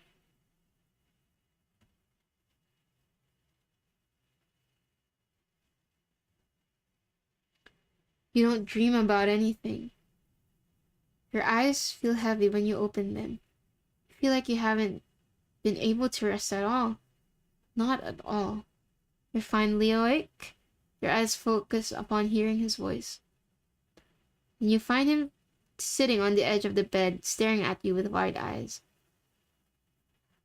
I have made you morning food. With a smile full of sharp teeth, Unum presents you with a tray of fruit and a poorly made copy of what you prepared yesterday. Unum looks proud to show off the breakfast, but the more you look at what he has in his hands, the more imperfections you see. You can tell he has no idea how to prepare food. Unum offers you the tray, and you must make a decision. You know what? Maybe it doesn't. Are you simping? He's trying to kill me. I don't know. I'm still like, okay, so he's kind of insane and he's trying to kill me. So I don't really know if I should be simping for this person. Okay, so he gave me like, he tried to replicate the pancakes that I gave him glass yesterday. So this is what he came up with. It looks like I thought it was steak at first, but apparently it's supposed to be pancakes. But yeah, since he made it for us, Sure. Let's eat it. I think he'll kill us if we don't eat it. What? Yeah. Everyone's trying to murder us here. So we need to be like very careful with our decisions.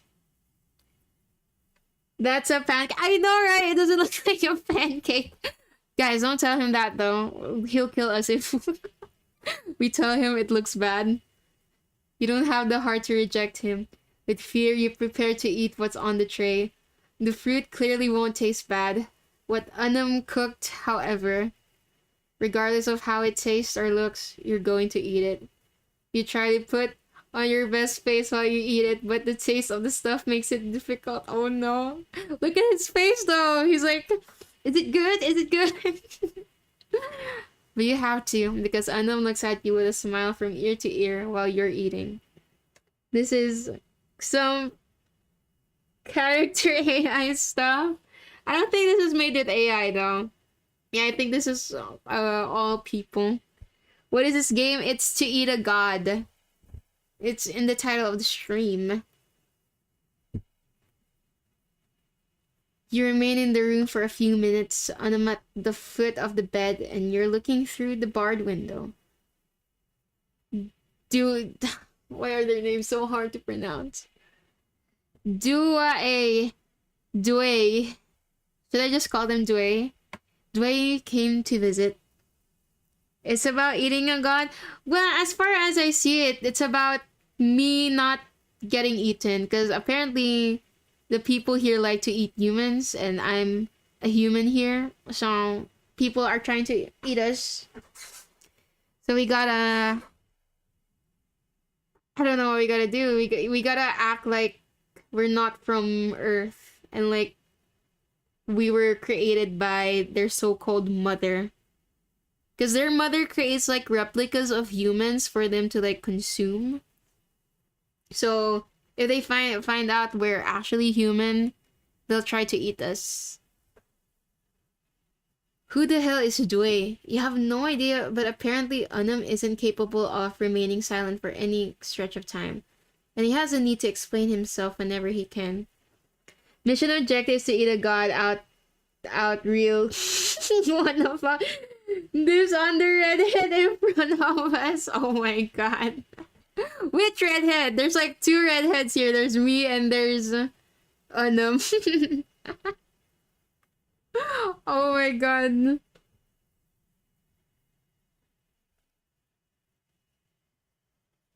She passed with the leftover placebo the mother brought to the hotel. There's two? Wait, I thought... Oh, it's just you. Yeah, I was like, which redhead in front of you guys? There's two. There's me and there's Ono. Oh my god. Pass with the leftover placebo what mother brought to the hotel. So we'll be able to carry out the experiment without problems. Maybe I should open you guys in my stream manager, so it's not delayed. Where is it?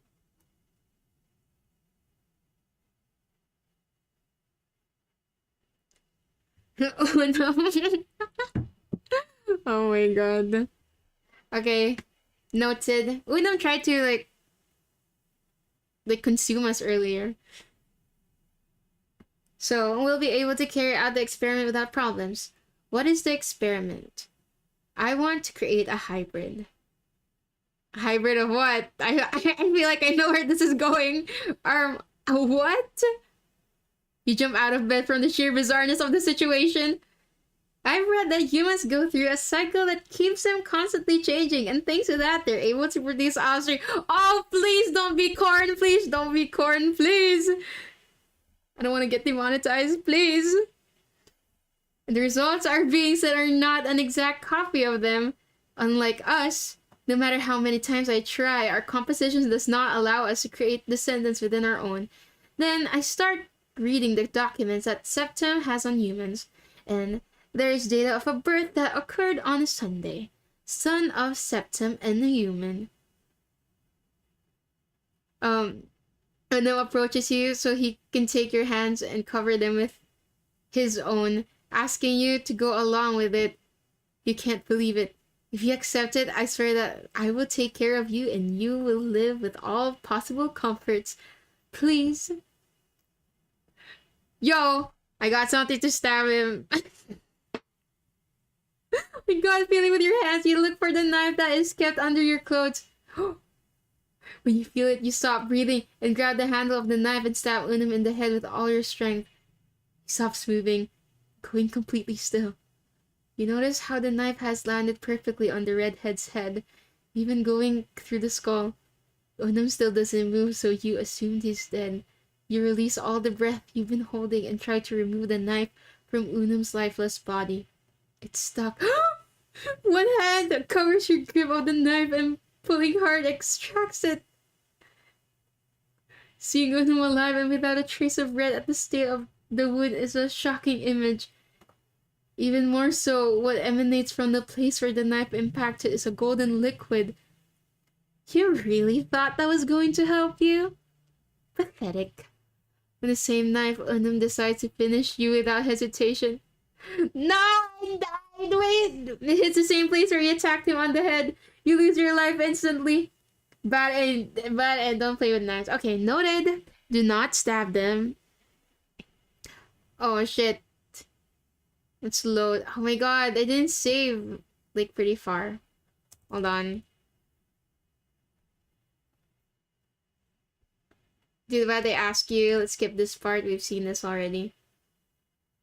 Oh shit. Oh shit. No. Let's... No, what? Wait. Let's save this. Save this part there. He's bleeding AI core or something. Oh my God. Okay, let's introduce ourselves. Let's just skip because we've read this. Okay, let's go with Unum again. Let's try to go to Unum's path first. Because I think there's like a lot of, like, what do you call this? There's a lot of characters here that we can like, I don't want to say romance, but like, more like try to like kiss ass. Because that's the only way we're going to survive is to kiss ass, you know? Because they're like really powerful. One path per stream? That's crazy. I don't think this is a very long game though. So I think we'll be able to finish this in one stream. Unless we don't. Okay. Obey and sit down. Okay, skip that. Start yapping, but wait for... What if we start yapping? Matter further extent, start yapping about your new hyperfixation. Tell him everything without much shame. Since you decided to leave that behind when you agreed to download this game. What? What the fuck, game? Tell him everything without much shame since you decided to leave that behind when you agreed to download this game? I even streamed it. What does that say about me then? Jesus Christ. Looks at Boker where this before the game shaming you is crazy. I know. Oh my God! Imagine the developer saw me streaming this.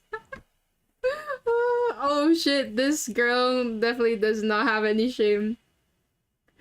From the most minuscule and far-fetched info to the most disturbing and spicy. You're talking a mile. Oh, we're talking. I can just imagine where you're yapping about BL in front of him. You're talking a mile a minute without realizing it. You think it's like you're chatting with a friend who shares your strange taste, but so far you don't dare to look at his reaction. It reaches a point where you chatter so much that you think your tongue is going to get tangled. That's when you decide to take a breath and shut your mouth. In fear, you look up to see Unum's reactions. He looks at you with his mouth open. Almost fascinated, noticing your silence, he speaks. Come on, Irisu, continue. You think? So, Unum, there's this yaoi that I've been reading. You didn't expect that reaction, but it meant that you're doing well, and maybe you'll end up turning Unum into another fan of your hyperfixation. Yes, cutie patootie, when he's not trying to kill you.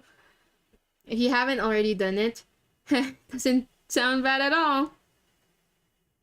After talking endlessly about your hyperfixation, you find yourself with nothing left to say. Unum looks at you for a while.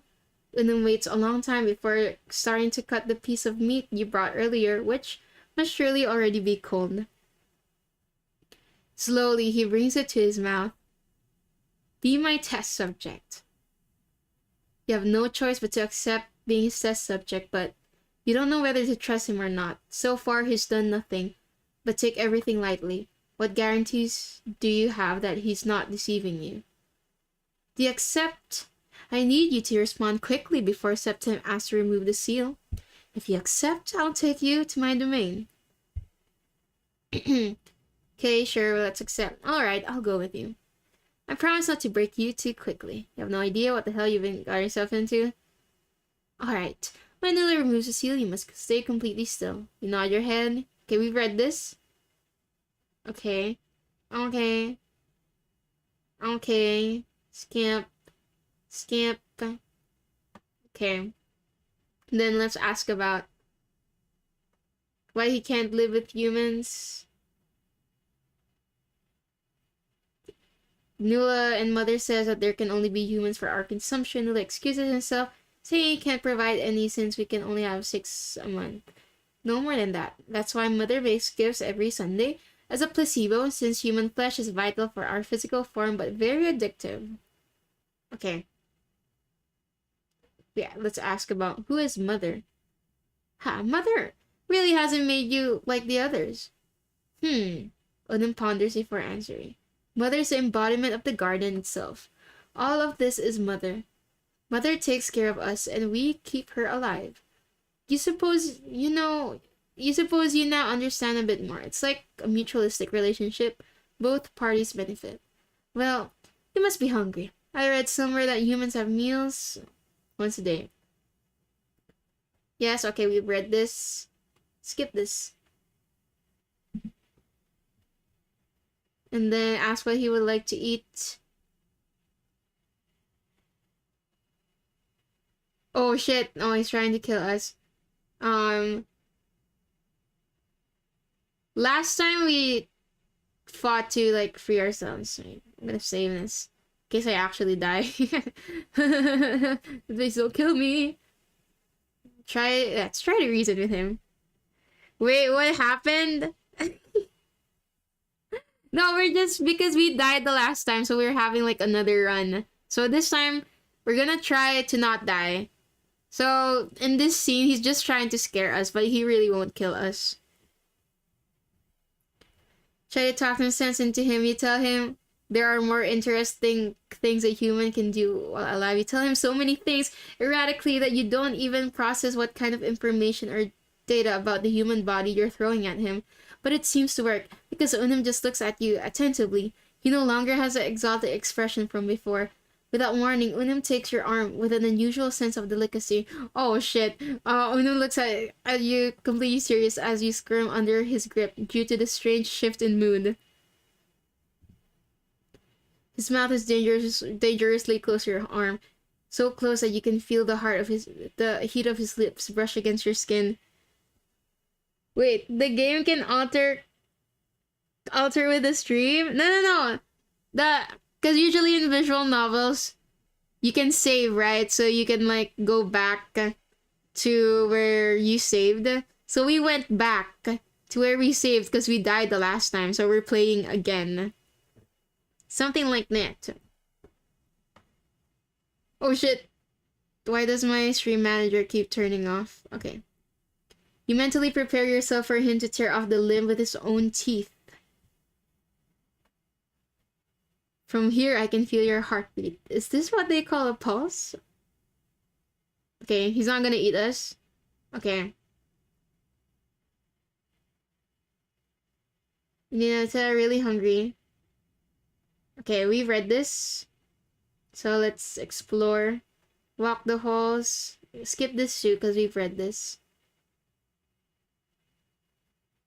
Find something to defend yourself. And then investigate the rooms. Walk halls. Yep, okay. Let's go to our room. There we go. So, let's eat it. Yes. Okay. Let's... I don't want to accept, okay? That this guy's weird. I can't. Wait. Let's save. Okay, there we go. You say as quietly as possible, afraid of how he might react, but you won't do it. Not even... Hello? Hello? Okay, my mic disconnected. It's back now. But you won't do it, not even because your life is at stake. His hands release yours slowly, and for a moment, Unam has a serious expression. Alright. You can't believe it. How? I can't believe it. Has it worked? Will he really leave me alone? Will you be able to get out of here then? I see. I have no more reason to keep you here.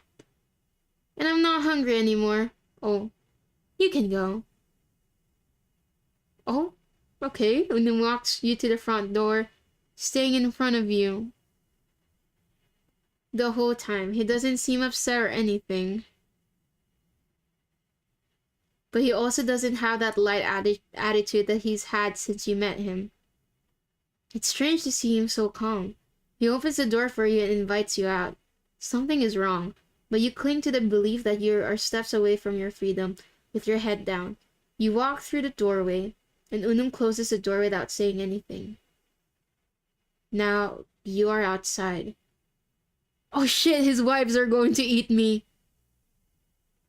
Oh shit. Because the reason he kept us inside of the house, it's because when his wives sees us, he told us that we'll probably get eaten by one of them. You're about 10 steps out the door when you fall, feeling a stabbing pain beneath your knees. You fall and roll in the grass, and if it weren't for your arms, your face would probably be scratched up. You try to stand up urgently, but the pain is so much that you can't do anything but crawl. You raise your head to understand why your legs don't respond. With terror, you realize that your legs are no longer connected to your body. You scream until your throat starts to burn. Oh shit! I knew it! The wives are going to eat us! And feminine laughter joins your screams in an almost angelic chorus. The last thing you see is how several hands are tearing you to pieces. Bad end. Unam let you die. Okay. Okay. Wait, back. I didn't mean to do this.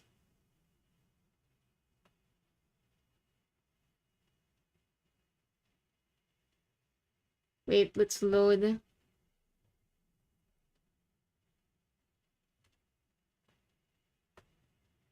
Okay, this time we accept. You don't know what you're getting into. You have no idea what the procedure will be like. But under the promise that you can live, you will do anything. Okay, let's do it. With his mouth open, processing what just came out of your mouth, and as if a light bulb went off inside his head, Unam suddenly grabs your cheeks and crushes his mouth against you. His hands begin to slowly move across your body from cheeks down. Oh, okay, wait! I don't think I can stream this. Holy shit, wait. Okay. Wait, I'll see what happens. I'll go back to the screen if it's... Damn, I should have checked before I played this game on stream. Okay, he just told us he loves us. Go to validate his feelings or words, but...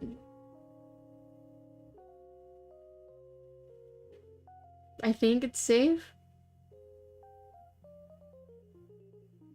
Okay. I think... Okay. Okay, nothing sussy is happening. No. No, oh my god. Okay, nothing sussy yet. Don't, please. I'm also streaming on YouTube.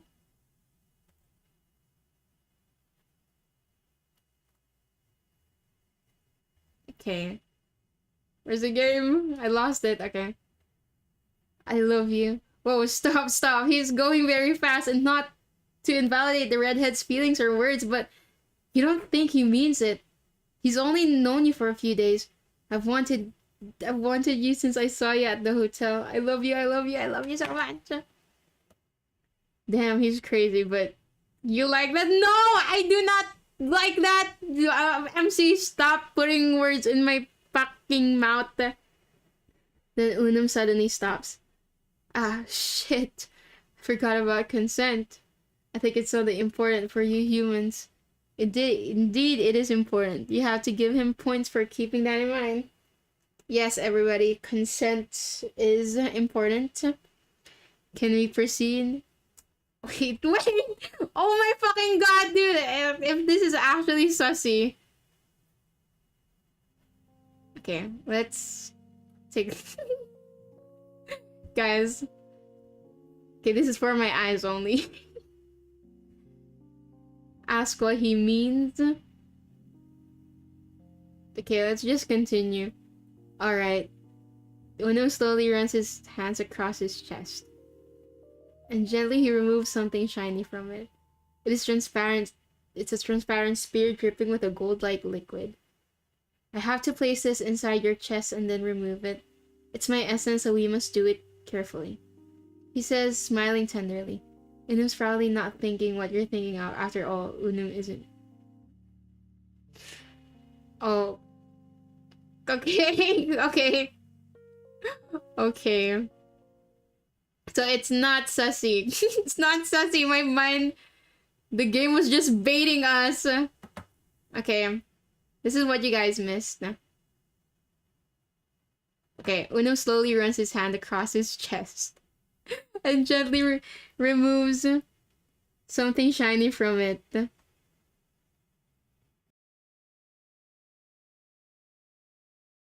Transparent spear dripping with gold-like liquid. I have to place this inside your chest and then remove it. It's my essence, so we must do it carefully. That tells a lot, Irisu. Bro, I read yaoi. How is this surprising? I downloaded this game. How is that fucking surprising? So we do it carefully. But we have to keep the say-so-ness, okay? He says, smiling tenderly. No wonder! Oh my god. Unum's probably not thinking what you were thinking. After all, Unum isn't human. Use the knife to break the essence. Okay, let's just accept it. Unum slowly runs his hands across his chest, and gently he removes something shiny from it. It's transparent spear dripping with gold-like liquid. You don't understand why he did that, but you assume that, indeed, Unum has another way in mind. It won't hurt. You sure? I consulted with Sex Tam a while ago, and she said it's not dangerous because it's just a small exchange that will combine both genes to form a new one. A demigod descended from a simple and a human. Although Unum's words calm you a little, there is something that has been bothering you from the beginning. Wait, okay.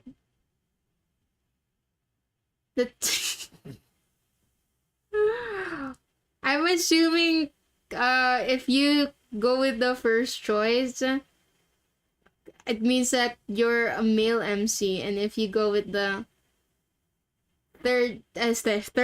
second choice, you're a female MC. Let's oh my god, this game is so weird. Should we go for like the BL route? I kind of want to go with like the BL-ish kind of route. So let's just pretend we're like male presenting as the MC. Unum looks at you strangely. Is that when female humans carry a baby?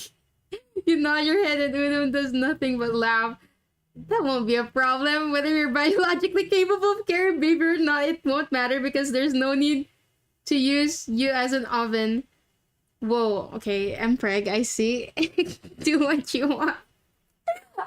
I can't play this game anymore. Oh my god. An oven? Did he just compare the pregnancy process to cooking in an oven? You don't know how to take that. You assume you'll just let it go because he's a totally different entity than humans. Sextam explained it to me, and it takes a long time. The offspring will be cultivated within the new essence that will be formed. It won't affect your body or mind. After saying that, Uno asks once more, and you Comer accepts again. With the same sense of delicacy, Uno places the hand holding his essence on your chest and applies pressure. The place where he's pressing on you start to feel hot, not to the point of burning or pain, but hot nonetheless, until something inside you opens, allowing Unum to pass through your chest. Does it hurt? He asks, scared. He tries to remove his hands, but you stop him. No, but it feels strange. Just a little more. Hang in there. You both remain still for a long time, and you wonder how much longer it will take for the exchange of essence to end. Meanwhile, Unum observes your features with fascination. There is a moment when you feel like your chest starts to burn. It hurts a little, but you endure it. There, that's it. Unum removes his hand from your body with the previously gold-like colored essence, now taken on another color.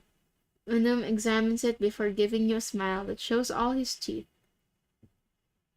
With great care, he places the essence in your hands, extracting a large part of it to form one gold, and the one you have in your hands of beautiful red color. Upon observing it for a long time, you notice how there's movements within the essence. Something is forming. Unum, for this part, places his essence back in his chest, guarding it. I will place the baby in a safe room. He warns you before taking the baby from your hands and carrying them out of the room. In a way, you feel this whole situation is bizarre. Your body feels heavy, as if you had run 4 kilometers without rest. It's strange, because taken out part of your body, an important part. But you are complete. There's nothing missing. If you want, you can rest here for a while, Uno says as he appears back in the room and settles into bed. You decide to lie down for a while, and without realizing it, you close your eyes for a moment. Oh, is it gonna kill us? I see that you have eaten unsanctified food. Inside you, there's poison spreading, but little by little. Sorry, I can't control how my fruits are consumed. Unum is an idiot.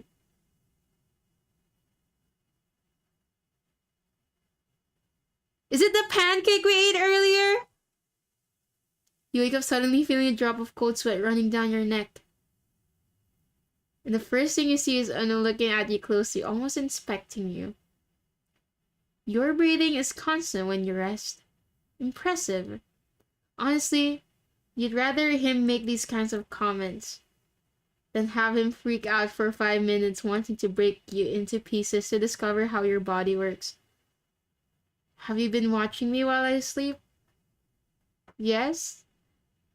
Is it forbidden to do so? No, but you stop when you feel your stomach turns, something inside you burns. You get up quickly thinking you'll throw up. The only thing that comes out of your mouth are red petals mixed with blood. What? You look close at them. They seem to have a strange looking symbol on them. What's that?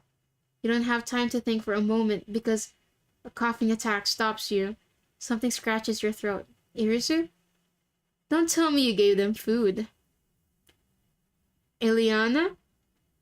I heard from Ignis and the soul. Ignis! Oh my god. This is... no, it reminded me of Nero because his last name is Ignis. And Solaris, that you have been preparing food without doing the sanctification ritual. What? You have to call Sextum if you don't want this thing to die. But Sextum is in the church. You're right. What about Kincaid? He's mad at me. I'm sure he'll come. You're not understanding anything. Your body doesn't ask for anything more than to expel what's in your throat. But even though you're coughing constantly, nothing comes out. You're choking on petals. You can't take it anymore. Careful.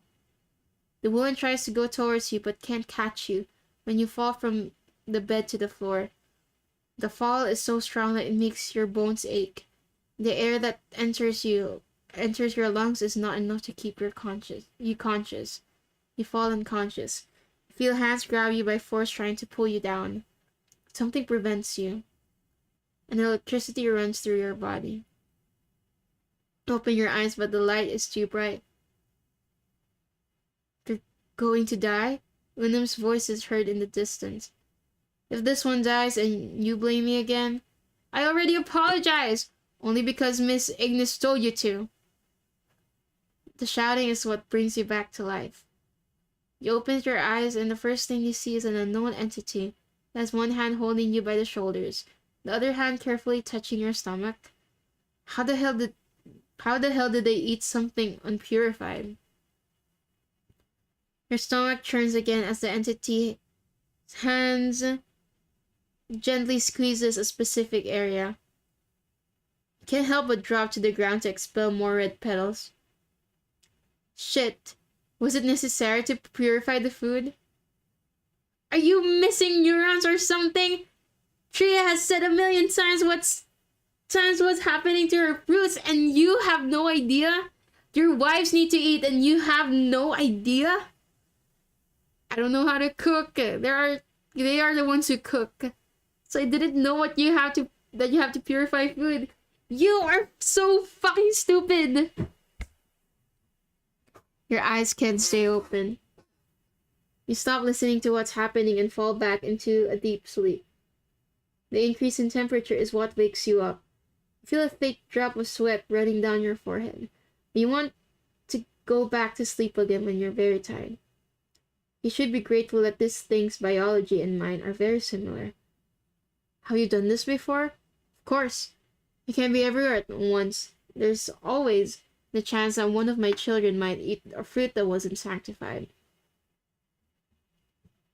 You open your eyes to see what's happening, but the light is too bright.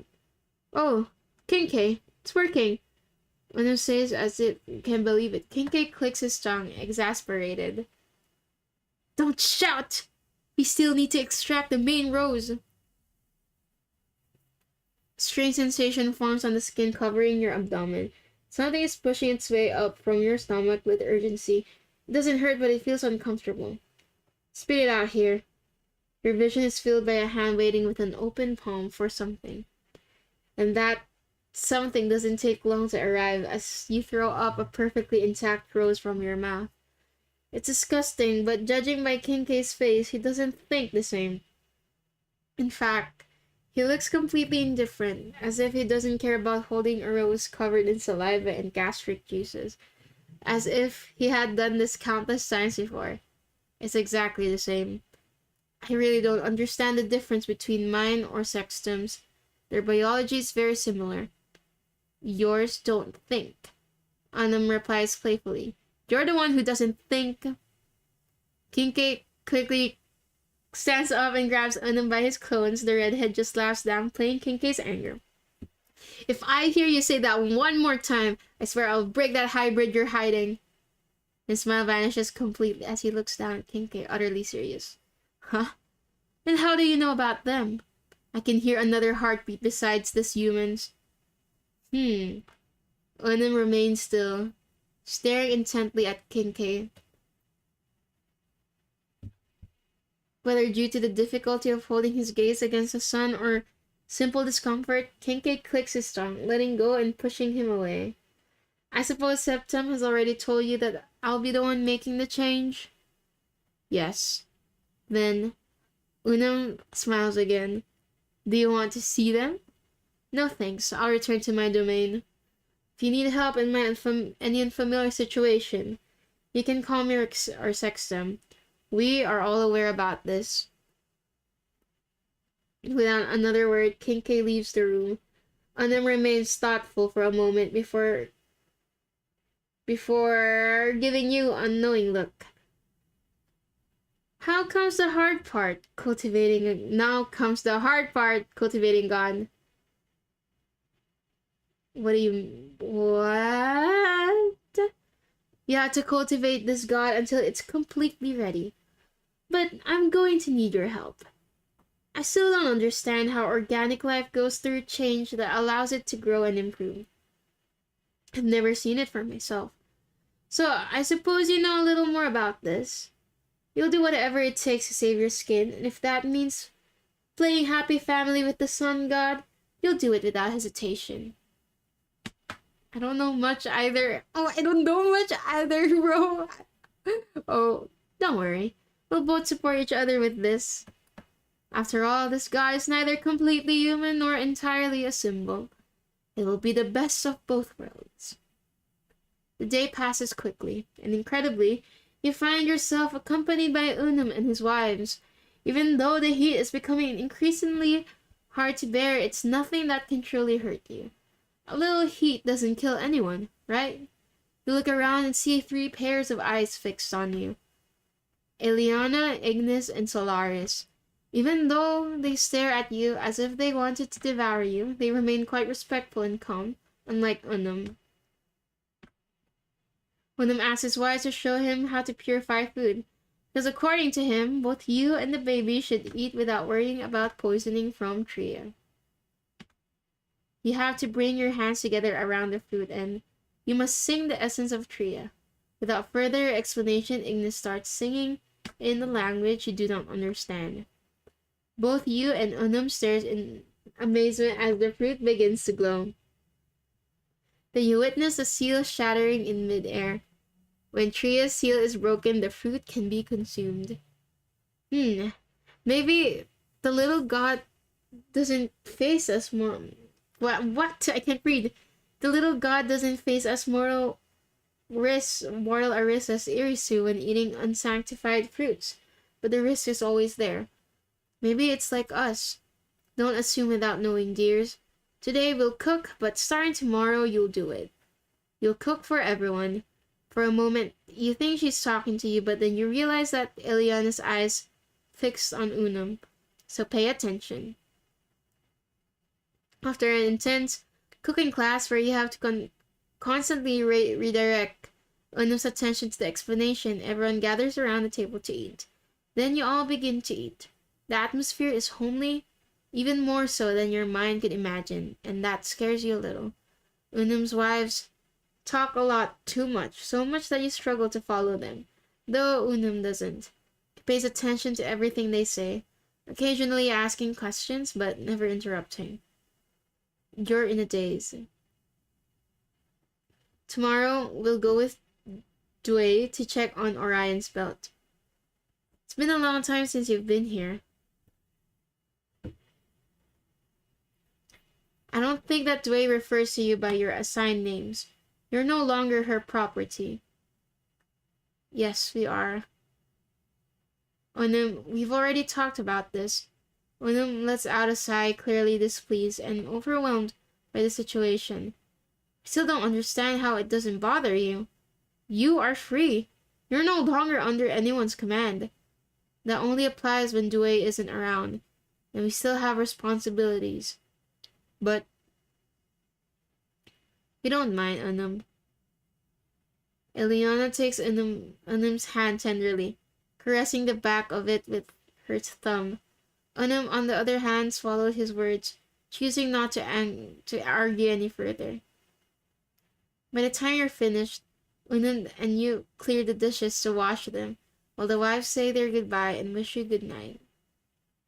Do they have other names? Ah, yes. Dway gave them names when creating them. Usually she just assigns a number, but if they're brilliant and perform well, Dway names them with honors. What were they called? Alnitak, Alnilam, and Mintaka. They are beautiful names, but they're names that are under ownership. When they came with me, I asked them to choose their own names. See, your name, Was it imposed on you? The name you gave me when you were with Nula. Does this count imposed? No? You change the subject to avoid answering this question. You don't know if Unum catches the hint or not, but he plays along. Time passes as you discuss how to sanctify food while Unum shows you what he learned with an apple. And incredibly, he managed to break the seal. With a smile revealing all of his teeth, he offers it to you. Wild names. Yo, last time I ate one of your food, I almost died. Should we... I don't know if I should accept it. But he's learned to sanctify it, so maybe we won't die this time. If we die, we can just restart the game. Wait. Let's save in case we do die. You grab the apple and take a big bite. If you die, blame me. Technically, it isn't your fault if I do die. It's Unum's fault. After chewing, you smile, baring your teeth just as he does. Unum blushes and laughs heartily. Eventually, you feel tired and Unum takes you to your room. Unum glances at you for a second while you're already under the sheets, then suddenly approaches.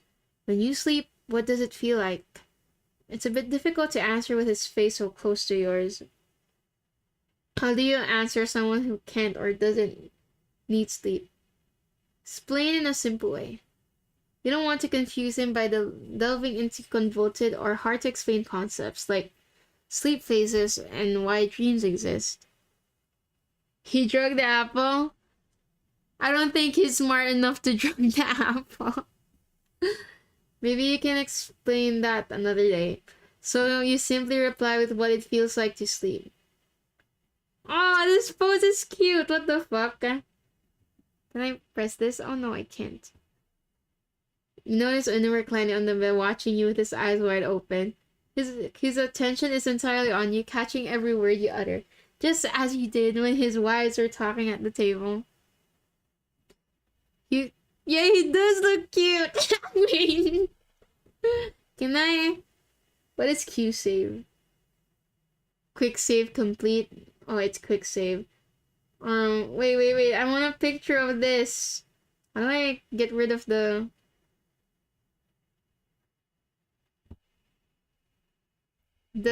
text bubble? Can I do that? Why he look like that? Oh my god. Wait. Okay, I'll just take a screenshot of it. Whatever. I like this scene. There, he looks very cutie patootie here in this scene. The moment when his expression shifts into one of distress. Do you think the baby can dream? I wish they could experience that. It sounds liberating. It's so weird, bro. It's so weird. We're not. It's so weird. It's like Empreg, bro. He should have been the one that got pregnant. Not us. The baby, let's go. Mind you, we're like male presenting here, alright? So it's technically Empreg at this point. Wait, apparently that's what they No, in the game, not in real life, okay? Jesus Christ. Just to make it clear, in the game, not in real life, okay? Yeah, but apparently there's a baby. Oh my god. Oh. Yeah, so I'm too young to like go through that. I think they will be able to dream again. Since it's a cute moment, let's give him a cute response. Oh, look at him, he's so happy. Do you really believe that? You nod and Unum pounces on you to give you a hug and a kiss. I'm so happy. It scares you a bit that he takes your words as absolute truth. Unum clears his throat a bit, embarrassed by his remark. You should rest now. See you in a few hours. Good night. He kisses you on the forehead and leaves the room. You ponder for a long time over the conversation with Unum. The names here are important. More important than you thought. If Unum's wives belongs to Dway, then the symbols must also belong to someone. Could that someone be Septim? Maybe tomorrow you should ask why names are so important and why Unum doesn't feel comfortable calling his wives by their original names. Little by little, your eyes begin to close and you sink into deep sleep. Happy couple, yeah. Irisu, oh my god. Irisu, oh, what's happening? Two hands grab you by the shoulders, urgently shaking you. I want to check on the baby and there's something off about them. You have to blink a few times to fully wake up and understand what the redhead is saying. What? There's something off about the baby. Without grabs your hand and drags you out of the bed. And does the best to explain panic what's happening. You don't understand anything. Need a few minutes of peace, please. Just 5 minutes to ponder the choices. Oh, okay, so technically we're not pregnant. So there's like a separate essence where the baby develops. Okay. Okay, I forgot that detail. Ponder choices. That here. Okay, so this is the. Okay, we're not pregnant, guys. No empreg. But this is the baby. I'm lost. Okay. So, remember like the last scene where because Unum wanted to like create a hybrid, right? So he combined his essence with our essence. So now this is it materialized, and then people just refer to it as like baby. And apparently, oh shit. Oh my god. Who is this? Thank you for the raid, Corey. Oh my god. Do I even want to explain what I was talking about earlier? Thank you for the follow. Oh my god. Thank you for the raid. I don't even know if I want to explain what's been going on. Hi guys. I'm Irisu. Irisu, I'm a cherry pop star, and I play games and I do music. So if you like that, please do leave a follow. Okay, wait. Who followed? Let me check the. Thank you for the follow. Appreciate it. 32. Explain myself, guys. I was talking about the most horrific shit ever. Oh my god, I'm never gonna play a game like this again. Oh my god, I get it. Don't worry. Oh my god. Okay, it's not exactly a say-so explanation. Oh my god. Okay, so last scene, you guys remember, at least Lentos remembers because he was here a while ago. So remember when Unum wanted to create a hybrid, right? So he makes his essence with his essence and with our essence. So, like, I think I missed a bunch of stuff, so I thought the MC was pregnant, but apparently the MC isn't pregnant. So this is the baby. Like, this is the mixture of the essence of Unum and the MC. What the fuck is this conversation? I don't know what the fuck is this game either. But yeah, so it's like, okay, so this blue thing here is a baby. Yes. Oh my god, but because we were poisoned a while ago, so if we do get injured, the baby here will be affected too. God, this is why I didn't want to explain it. It really is essence. Okay, that's what the game said. Essence. There's nothing unsay so that has happened yet. The game is just baiting baiting me into like unsay-so scenes, but we're good. Oh my god. Okay. Okay, let's continue. Is it normal for it to move so much? Why is it always asking you this, knowing that neither of you has any idea how a baby created from a combination of souls developed? It's funny because Corey rated when I was talking about pregnancy. I don't know. Hasn't Sexum explained the development process of this thing to you? This thing? It's a baby! You don't know what makes the comment funnier, Unum's face or the fact that the thing he's clearly pointing at isn't a baby. It's a weird mass. It's transparent mass that moves as if it were feeling discomfort. And you don't even know if it's capable of feeling anything yet. I think it needs to stabilize. We both have to take it. You hope that Sexum told him this and that he's not just making it up. You weirdo bitch. I know, don't look at me. Don't look at me, chat. I'm such a weirdo. Oh my god. But I don't think this is new to you guys. We're gonna have a podcast with Haruki tomorrow, so wilder things are gonna be talked about in that stream. Okay. No, this heat is unbearable. Put your hand in there. Put your hands in there. Okay, put our hand in there because I don't want to put both of my hands because I might lose both of them. Oh yeah. Together with Unum, you both place your hands on the mass. What the fuck is this game? It's to eat a god. It's it's supposed to be like a dating, like a romance visual novel. As this is just warm up type shit. Yeah, you could consider it that, I guess. Oh my god, they're touching the Essence baby thing, and we are touching hands. That's lewd. Think about the children. Oh my god, this thing here is the child. Not making it any better. You feel tingling in your fingernails and arm, but it doesn't hurt or burn.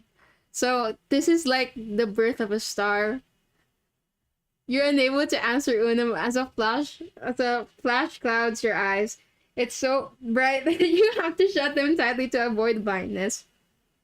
An intense heat surrounded and embraces you as if the sun's rays were piercing your skin, softly kissing you for an extended time. Then the glow ceases. Oh shit! Why is there two of them? What the fuck? What, when you open your eyes, Unum shouts.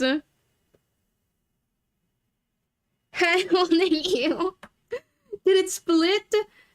Indeed, the mass is no longer one, but two. You hear the door slam open. My lady Dway, you cannot enter this room without notifying us. I don't want to speak, Alnitak. Eliana grimaces in pain, her lips pressed tightly shut. Unum turns to see Dway entering through the door following Eliana. You don't have permission to give orders in my domain. Give her voice back right now. After this, Dway ignores the order, moving closer to you. I must assist in the birth of these binary stars. They are not yours. Septim has ordered me to assist with whatever is needed. And my assistance is needed now. You're not qualified for this. I mean, two moms. Goja out here casting blue shit to wait for domain expansion. Who knew that touching balls would lead to babies? The rumors are true. Touching hands will lead to pregnancy. Oh my god. Oh my god. What has my stream become? Noted, I will not play romance visual novels anymore. Because usually, when I play these kinds of visual novels, I'm like, chill, okay, it's just like reading a manhwa. But now, I know people are watching me, I get shy. Oh my god. Okay, let's go back. You started it. I know. I wanted to play a romance visual novel. I didn't think I would be this shy. Okay. Venom doesn't get a chance to retort as Dewey adds her voice lates with Venom. You're very egocentric, especially since those are not your even better than you. See, I can't even voice act properly. Don't be shy. Now we know you're into hand holding. What the fuck? What's with the hand holding pregnancy? Oh my god. Mind you guys, our MC here is male presenting, by the way. So this is like MPreg. Well, not really MPreg. We're technically not pregnant. Shit. Cause the baby is like separated from us. Oh my god. Stronger and larger, but not suitable for giving space to organic life. Ha! Dwayne pulls your hand away from the mass and asks Unum for space that she can do her work. It's getting worse and holding. Oh my god. And holding Empreg. Reluctantly, Unum takes a few steps back with you, and when he deems the distance safe, he moves in front of you, covering your body with his own. You assume it must be for protection. Oh shit, wait, I forgot to give you guys shout-outs. Hold on. I was too busy embarrassing myself. But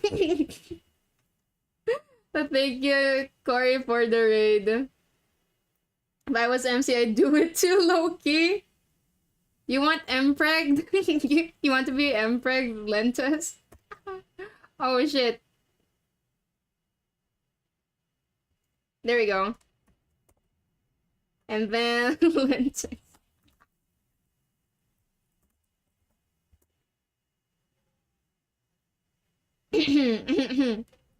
Look who's as shy. Okay, back here. You assume it must be for protection. Due place both hands on each of the masses, and with one swift pull, a glow far brighter than before emerges. Onum covers your eyes with his arm. A deathly silence follows, and the room's temperature becomes unbearable. And the baby's cry shatters the silence, followed by a much, much weaker one. What is this? Like a fisherman, Dwayne holds two creatures by their feet. Both cry because of the position they're in. You feel yourself sweating, and your vision starts to blur. The hot air only deepens your desperation with each passing second. It's not how you hold them, you brute. Oh, okay. There we go. Dwayne hands the two entities to Onum, who cradles them as one would a human body. Is this a human? No, they're hybrids.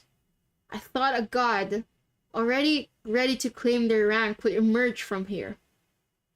Not this. That doesn't matter. You will have a god ready after a while.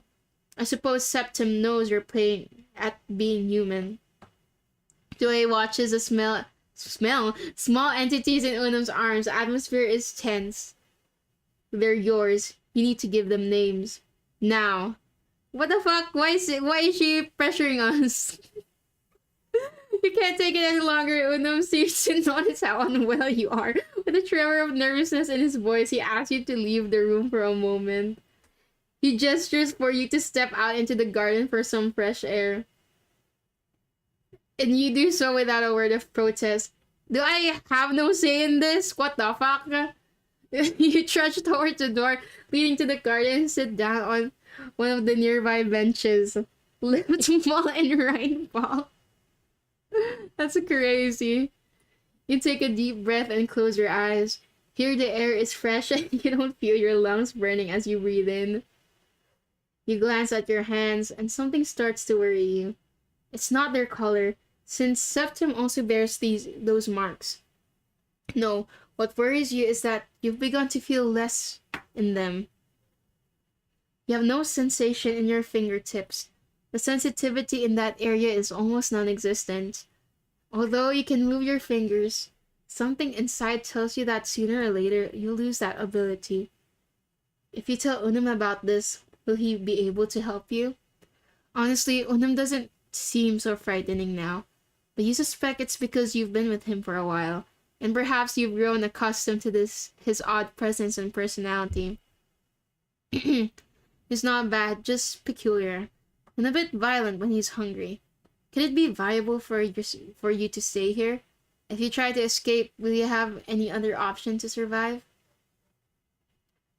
Do we escape? I feel like if we escape, we'll just fucking die. How many gods have you eaten? No, Sheila. We did not eat gods. Oh my god. So basically, we didn't eat the gods. So we produced gods and two gods at that. Oh my god. Let me give you a shout out, Shira. Yeah, so basically, skip the whole eating part and started baby making. Thank you for explaining for me, Lentus. Oh my god. That's S.O. Shiro. Shiru, I mean. Oh my god. Shiru. Hello.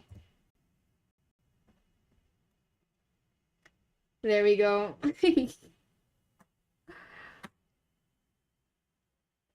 That's a good meal. That's crazy. That's crazy. Let's say with Unum, it's basically those two babies are ours. Because it's the best you can do. You don't know what's beyond this garden, nor what the world or society out there is like. To top it all off, you smell like human, according to what you've seen and heard, and that's not good for you. Mind you, there hasn't been any, like, romance scenes that, like, has happened.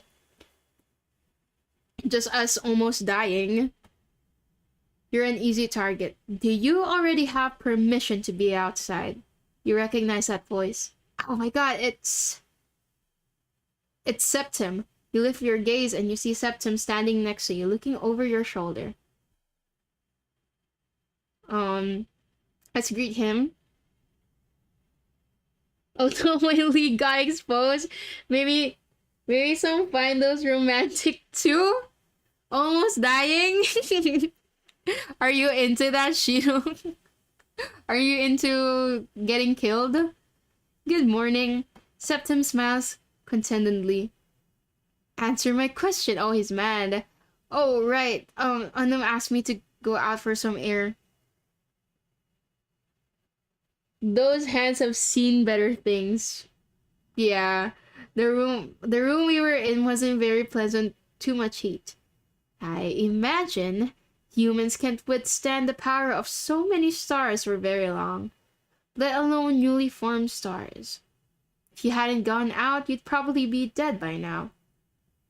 You want to ask if he's come to see the hybrids, but you're afraid of how he might react. Let's go see them. Unum's hybrids? They're yours too. No, I don't want to see them. Now let's see them. We don't want to be assholes, okay? The walk back is awkward. Septim makes an effort to engage in conversations, and you're sure that if you speak first without his permission, he'll get angry. Inside Unum's residence, you encounter his wives, who are outside the room.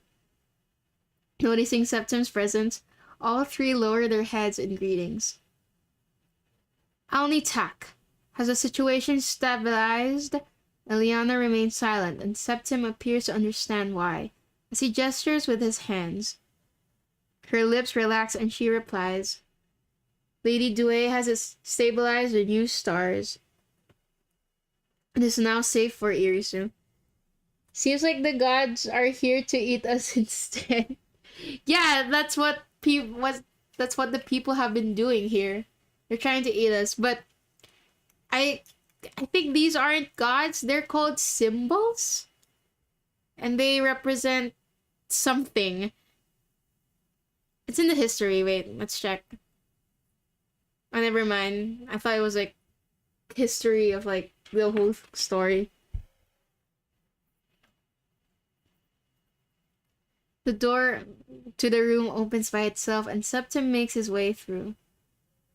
Dway, Unum, I remind you that it's crucial for Irisu to be present at the most critical moments.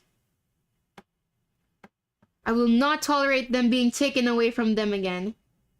Dway stands up straight as if a low-ranking soldier were witnessing a general's arrival. Septim, my apologies. I asked him to leave because the energy in this room is too condensed. I know, but I need Irisu to observe the development of both gods. Are they stable yet? Yes. Okay. Dway, we're leaving now. Oh, so the gods, those hybrids are soon to be gods. I see. I guess gods represent their own genus like archery, agriculture, and stuff like that. Cool concept. I think so. Yeah, it's probably that. But I think it'll come up again in the story, hopefully. And maybe it'll ring a bell. Yes, I want an audience with you tonight. Septim exits the room with Dwayne with a quick look in your direction. Unum doesn't move until he senses that both symbols are far away. Then he smiles. Look! Ah, look at that. He comes towards you holding both creatures in his arms. They have a pulse just like you. Though their heart rate is very different from yours. They're so cute. You still can't hold them. Their bodies are still too warm. You could burn your hands. Oh, well, you'll have to be content with just watching them closely. As you lean in, you once again notice the heat radiating from both babies' bodies. What are their names? I'd like to wait until they're old enough to choose their own names. Why? I want them to be free. Let them do as they please until Unum cuts himself off before finishing the sentence. And then he laughs nervously. Septim said they'll grow fast. Maybe tomorrow they won't be this little. You two spend most of your time taking care of the babies. Well, you instruct Unum on how to care for them as you still can't touch them. And you confirm it yourself when you try to touch one of their cheeks, you burn your hands. Unum almost calls Kincaid to come and heal you, but you've told him it's not necessary. When night falls, Unum excuses himself, saying he must do something important, and he takes both babies with him. He asks you to rest and sleep so that you'll have all the energy you need tomorrow. So you rest. Should I not publish the VOD of this? I'm too embarrassed. You dream. For the first time in your short existence in the small world, you dream. You are in a dark place, and you hear a voice, but you can't make out what it's saying. You don't know how or when, but it's already the next day. The first thing you see when you open your eyes is your hands. The darkness has devoured more skin. The second, why is he sitting there like that? The second thing your eyes spot is Unum lying next to you, watching you intently. Everyone shall witness the eating of gods. Oh my god. You're an amazing creature. I never thought I could be the husband of a human. Husband? How many steps has this man skipped? True. The second day we met him, he told us that he loved us. Like, what the fuck? And then he was like, I love you, can we mix our essence together? Bro, we've met for like less than 24 hours. What the fuck? Now I get the title. Was this consensual? It was consensual. Because if we didn't agree with dying. Yeah. I guess it is. Since when does he think that you are in a when does he think that you are in a relationship? Is it like that with all the symbols, or is it just Unum who has no idea how relationships works? He let out a laugh at how strange it is to be in this relationship. Unum looks at you confused. Do you want to be my husband? Oh my god, sure, let's I know. Shit, I forgot the word. Let's be nice to him there. Aren't we already? Can't help but let out a laugh from your throat. But we've even had children and you live with me. According to what I've read, that's more than enough to call us spouses. You let out another laugh. Don't laugh. Alright, alright. I don't know how relationships work amongst the garden people, but we humans need time and agreements before we can earn that title. Oh, would you explain it to me? There's no book here that explains that to you. You have no trouble explaining to Unknown what it takes to become your husband, although you emphasize that it's different for everyone. If I try, could I be your husband? What the fuck, bro? I don't know. I don't know if I'm cringing, or if I'm flattered, or if I'm embarrassed. All of the above, maybe. Yeah, okay, sure, let's indulge in him. Unum smiles, baring all his teeth triumphantly. I wanted to show you the rest of my domain today, but Septim said it's dangerous for you to go out. So we'll have to stay in the temple until the stars have grown. I don't want to miss a thing, not a single moment of their development. Are you excited? Of course. Besides, I have you by my side, which makes it even better. It's like talking to a teenage boy in his absolutely get read in his awkward stage, bro. We're like the families that Sexum love to watch grow.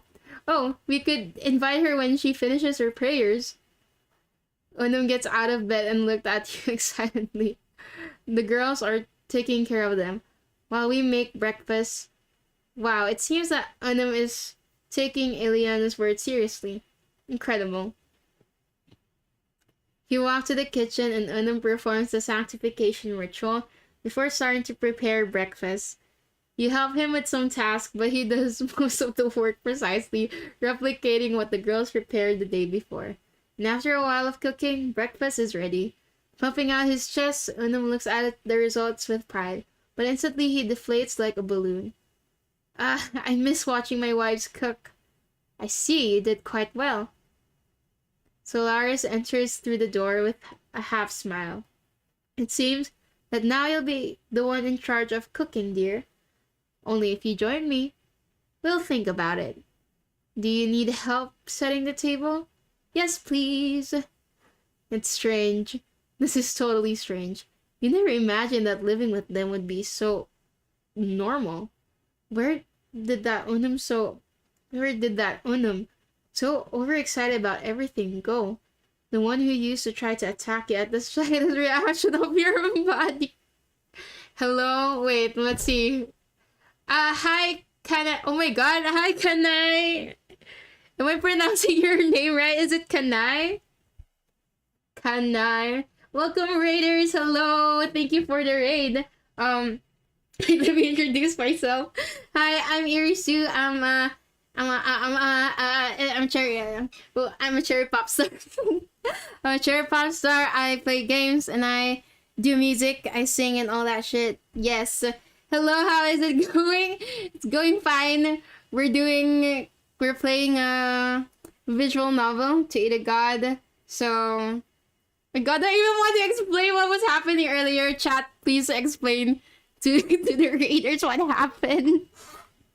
I'm too shy to even explain what we were talking about earlier. I think it was a bit unsafe. So, but yeah, how was your stream, Kanai? I hope your stream went well. Yeah, Raiders, how was Kanai's stream? We are eating gods. I mean, gods are eating us. I mean, welcome in. Oh my god. But yeah, they're just... I don't even want to explain this. So, it was good we played a horror game. Oh my god, that must have been so fun. Wait, is it... Wait, if I recall, you're American, right? Isn't it like pretty early there? So you guys played a horror game this early in the morning? But yeah, a while ago. So what happened is that Do I even want to say this? This is a horror game itself too. It's a horror to explain it. So what happened back then? Since it's a romance visual novel, so Annam is the guy we're trying to riz right now, or like, well, not technically rizzing, but like we're trying to riz him because we don't want to get killed. Okay, so we're like just kissing ass, so we survive. So then, because of that, he was like, if you want to survive, let's combine our essences. And so those essences became babies. There we go. No, I'm Canadian, and yeah, but I wanted to accommodate for my Asia audience. Oh, I see. So that's why it was a horror game, because it's pretty late here too. What time is it? Oh, it's 12. In fact. Oh my god, it was a nightmare to explain. Oh, it was a nightmare to explain this whole shit. But yeah, thank you again, Kanai Raiders. If you need to go raid and run, I know it's like, if you're Asian, it's probably really late there. So please get some rest. Welcome in. Hope you enjoy your stay. Yes, and then. Yes, Kanai, thank you so much for the raid. So if you need to raid and run and rest, feel free to do so. If you guys want to stay with me here, that's very much appreciated too. You guys can witness my fucking embarrassment. I've been embarrassing myself for the past stream. Yeah, no worries. I'll lurk for a while. Okay.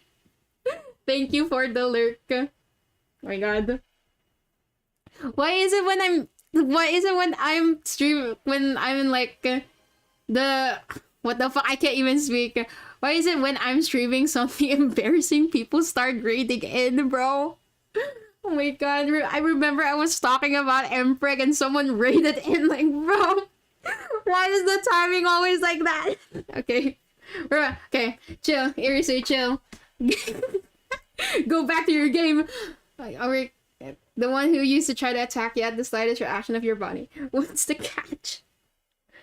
It's a comedic timing. Oh my god. You guys, it might be funny, but dude, like, whenever I think about that, I can't sleep at night. Can it be that they'll end up eating you after all? They're entities that eat human flesh. Are you really playing at being a happy family? Irisu? Yes. Can human babies eat at the table? What? Honestly, I can't imagine them sitting at the table with a fork and a knife in their hands. Their hands are very small, and they don't have much coordination with them. Well, they have no coordination at all. You take a deep breath before answering, and you remember that Unum is an entity completely opposite of you, who only knows about humans from what he's read, and God knows what he's been reading.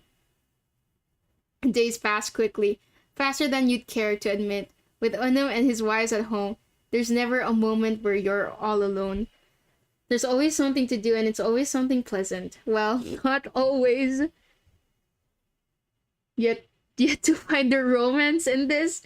Oh my god. Yeah, I still can't find the romance in this visual novel. Can you feel this? I have to go ask Ignis something. Of course. When you take the knife and the fruit in your hand, you realize that perhaps not only is the color of your skin changing, but also the mobility of your fingers. You find it hard to coordinate and apply pressure, but you can still do it. You're about to finish peeling when Unum appears behind you, touching your shoulders. You do it better than I do. Oh shit! Motherfucker! Because he surprised us. That's enough to distract you, causing you to cut the palm of your hand with the knife. The cut is deep, and the blood flows out in concerning amounts. And everything descends into chaos. You're thankful that Udom didn't rip your hand off in one bite. Let's be honest, you know that what he really wanted it to, that moment was to eat you whole, from head to toe. By the fourth day, little by little, you start opening up to each of Unum's wives. All I'm saying so far is secondhand embarrassment. What a simp. Mochi, I'm not even simping. I'm just embarrassing myself. Oh my god. There's no romance in this visual novel at all. I had to I had to combine essence with a random person just so I won't die. That sounded so wrong. Take it as you will, I guess. Thanks to them, you discover that both babies need to be together. They are binary stars, which means they are permanently linked by a tail in an endless dance, Ignis once said. Although there is great concern of the girls' faces when they talk about it, every time you ask them why, they change the subject. Okay, at least, the child's cute, I guess. On the fifth day, you discover their original names, and if you focus your gaze on the children, you can see a tail. Sirius, that is the name they both share. Ileana explained to you that this is because they were born at the same time. You shouldn't worry, because it will only be a name that no one will use after both gods choose their own name. You can't spend too much time with them in one room because their presence burns your skin and prevents you from breathing normally. At least now you can carry them for a short time. You can't help but think they're cute. They both resemble Onum. They don't physically resemble you at all. And when you mention this to Onum, he just laughs. Onum, where's their fucking red hair? They don't have red hair. You vividly remember the words that came from the sun god at that moment. Oh, so Onum is the sun god. Am I right? I'm so confused right now. You both share a heart and an essence similar to yours. And that is 1,000 times better than if they had an appearance similar to mine. Why? Because I can now feel your heart, accompanied by 2 more melodies. They are different, but theirs comes from yours, and together they create the most beautiful symphony I've ever heard. You still can't believe that Onum said that to you. Every time you remember it, you feel your cheeks warm up. That kind of makes sense if the baby burns. Yes, because he's the sun god, that's why. They're kind of dangerous to touch for us.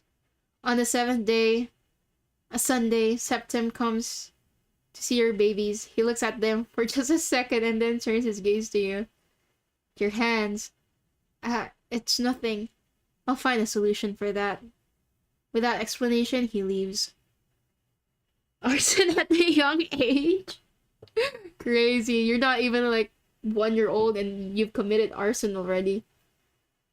Now that Septem mentioned it, Onum says as he approaches to inspect your hands. Your hands and arms have changed over time. What's wrong with them? Say nothing and hug him? I don't know. Don't worry. Septem always keeps his word. Always. Hey, yeah? I've been watching Sirius sleep, and I think they dream. They move and make gestures while they sleep. Just imagine what they dream about. Thank you so much for giving me this change. You're truly the best thing that's happened to me in a long time.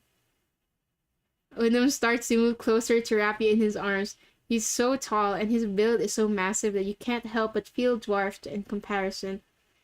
His embrace is warm, yet the thought that he could rip a piece of your skin off with his teeth at any moment refuses to leave your mind. I really like having you here. I love your warmth, your scent, and your heartbeat. The fact that you're mortal and ever changing. Onum loses his grip slightly to take one of your hands, and he inspects it while tracing the scab that has formed on you with his thumb. And how adaptable you are.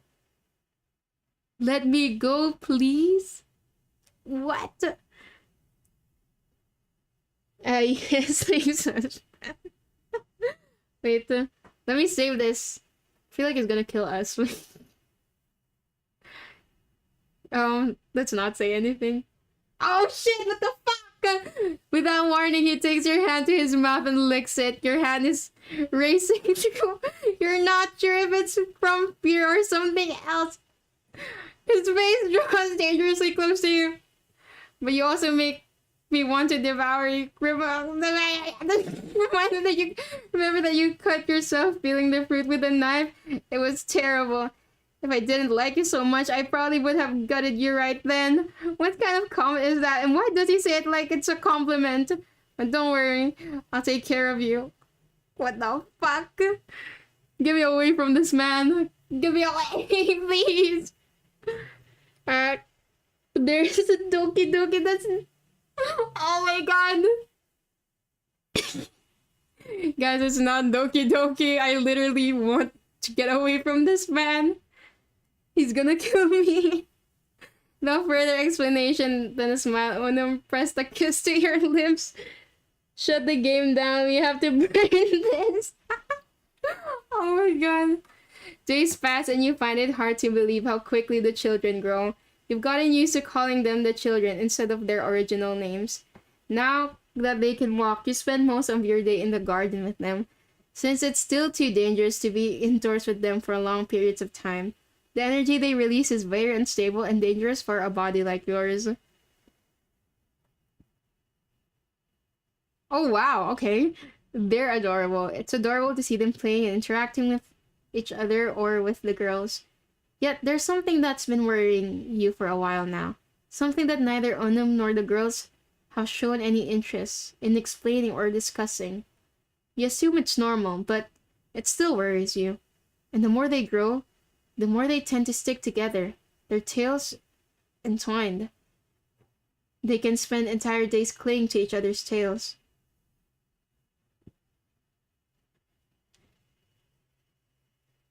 What's stopping them from eating you too? I don't know, maybe they warmed up to me. Cause like Unum thinks he's my husband. I guess that's why he's not eating me. Let's ask the girls. Unum's kind of a weirdo. I don't want to ask him. You let the children know that you'll step inside for a moment and be right back. You don't need to search as you spot the figures leaving their residence, so you run towards them. It's just Ignis and Ileana, so Solaris is not with them. Little human, has something happened? Ignis asked with a hint of fear in her voice, as seeing you run and pant must be an unusual sight. No, it's nothing. It's just that something about the children worries me. What worries you, dear? No matter how many times Ileana calls you dear, every time she does, you feel a tingling sensation in your stomach. Is it normal for them to have their tails intertwined all the time? Both women watch you in silence before responding, and Ileana's smile falters for a second. Warm is an understatement because you burned your hand. True. Binary stars use their tails to stabilize themselves and keep their gravitational field in good condition. If they don't, one of them could be absorbed by the others. By connecting their tails, their power is balanced and evenly distributed. It also helps strengthen their emotional bond. That's right. It's nothing to worry about. They do it instinctively. Spend the rest of the day resting with the girls while Unum takes care of the children. You're no longer afraid to leave them with him, as Unum has proven to be a very good caretaker. Incredibly, against all odds. Sunday arrives once again, and Septim appears once again. You don't like that you can't be present during the children's growth checkup, but Unum can, so you don't worry more than necessary, deciding to wait outside the room. About 30 minutes pass, and they still hadn't come out. It's nothing to worry about. After an hour passes, the girls arrive to keep you company. They say nothing, which makes you start to break into a cold sweat. Why are they here? And why do they look so tense? What if they don't pass the checkup? Be quiet. Don't even think about it. I'm sorry. What will happen if they don't pass the checkup? You're about to panic and scream to ask what they mean when the door to the room opens. The two children comes out and run towards you, laughing as if celebrating something you don't know about. Septim walks out with both arms behind his back, with Unum following behind him. They have names now. All present. Unum, Al-Nitak, Mintaka, and Al-Nilam must refer to them by these new names from now on. It is strictly forbidden to call them by their original names. An Inexplicable pressure runs through your body from the tension on Unum's face. You know you're not the only one who felt it. Serious, you may introduce yourselves. My name is Nor, and I'm called Shams. Please Septem bids farewell in a monotone and distant voice, though his movements and expression maintain the elegant characteristic of his being. Why is he the only one allowed to refer to them by their imposed names? And Unum isn't allowed to. You fear the reason behind such an order, but for now you can do nothing. Can we go to the garden to play? Your attention shifts to the children who look at you pleadingly, their tails intertwined. I mean, if they want to, okay. Shams and Noor run down the hallway towards the garden. At all times, their tails remain intertwined. Life here is not so bad. End of Act 2? That was Act 2? Wait, okay, let's save it. That was pretty long, actually. Okay. So I guess this is like a good place to end the stream. Oh my god, what a stream! Do I even want to keep playing this game? I'm not sure, honestly. Okay, let me talk to you, chat. Shams is sun and Noor's is light. Oh my god. So that's why that's their names. They both mean something bright. That's fitting because like Onum's also like the sun god. So I guess that's what made them decide their names too. This game will haunt me? You think it will haunt you, bitch? I played the game. Oh my god. But since I started it, we're going to finish it. Because what kind of streamer am I if I start a game and I don't finish it? Jesus Christ. Will I be able to sleep? Like, oh my god, Corey raided me when I was talking about pregnancy. Just to make it clear, I am not pregnant, guys. It was the game. It was in the game. We're ending. I fell asleep watching. Honestly, good for you. All you would have seen was me cringing at myself, and you would have felt the second-hand embarrassment from that. What did I miss? So the two balls, the two essences, they became babies, and then the babies grew up, and then they have their own names now, which is Noor and Sham. Yes. And then apparently Onum is now our husband for some reason, because he said so. I don't know. I've not seen the romance aspect of this visual novel, not gonna lie. So it's more like we're just being tossed around, like we're just kissing ass so that we don't die. Yeah. Like if I, like, there's like choices, right? Like I feel like if I say no, they'll kill me. So I might as well just say yes, right? I'm gonna wake up to Unu's right side. No, please! Get that bitch away from me. No. I liked him at first because you can choose between... There's like... You can choose between 3 characters you want to go with at the start of the story. There's like... Septem, you saw him, the blonde guy. And then there's Uno, the red-haired guy. And then there's... Nula. I chose Uno because he had red hair. It was the red hair. I like red-haired characters. That's why I chose him. I didn't think he would be that crazy. Yeah. So you like Yanderetromes? No, I don't like Yanderetromes. I like it when I'm reading BL. I like the trope where they're both trying to kill each other, but I don't like it where there's like a power imbalance between them.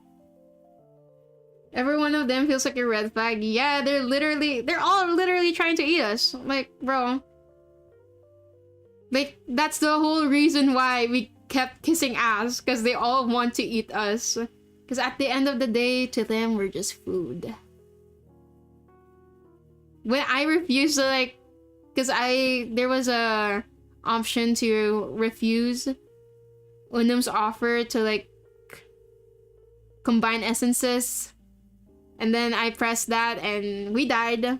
So, no choice, we had to accept. Watch the ending, we eat them instead. Hopefully. Red hair, red flag. At least in like BL, usually the red flags aren't redheads. Usually redheads, they're like very, very golden retriever coded. Like if you read the BL, most of their red flags, they're most likely blondes. Is that for real? Yeah. At least we live, yeah. Yeah, even though we had to like endure those weird stuff.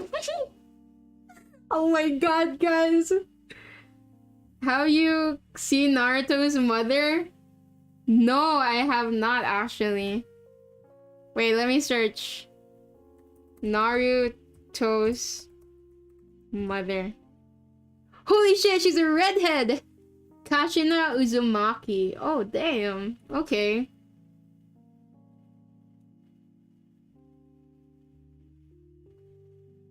Okay, she's a red. Oh my god, I'm streaming it. Okay. I don't think I'll be banned, even though there's like some really sussy stuff that's been going on. Okay, let's look for someone to raid. And then after I end stream, we'll make... You probably won't be mad, yeah. The game was just baiting me that it was just baiting me that the scene will become sussy, but it's okay. There's no sussiness. That happened. We're good. Who shall we raid? Oh my god.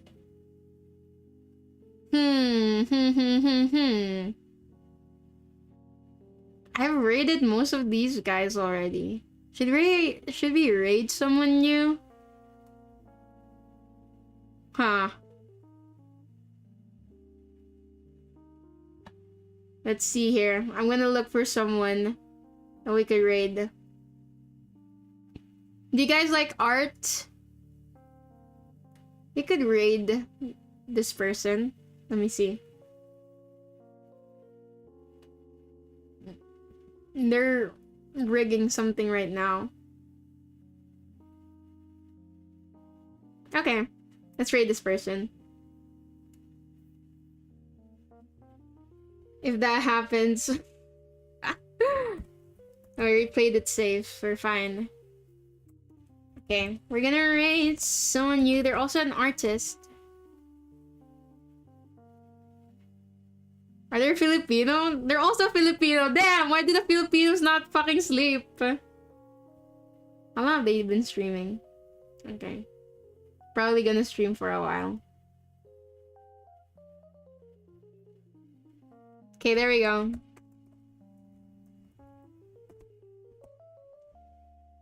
Okay, guys, I am gonna transfer you over to Miyami VT. Please go ahead and follow her. Say hi to me for her. Thank you, guys. Thank you guys for stopping by. Thank you for witnessing my embarrassment.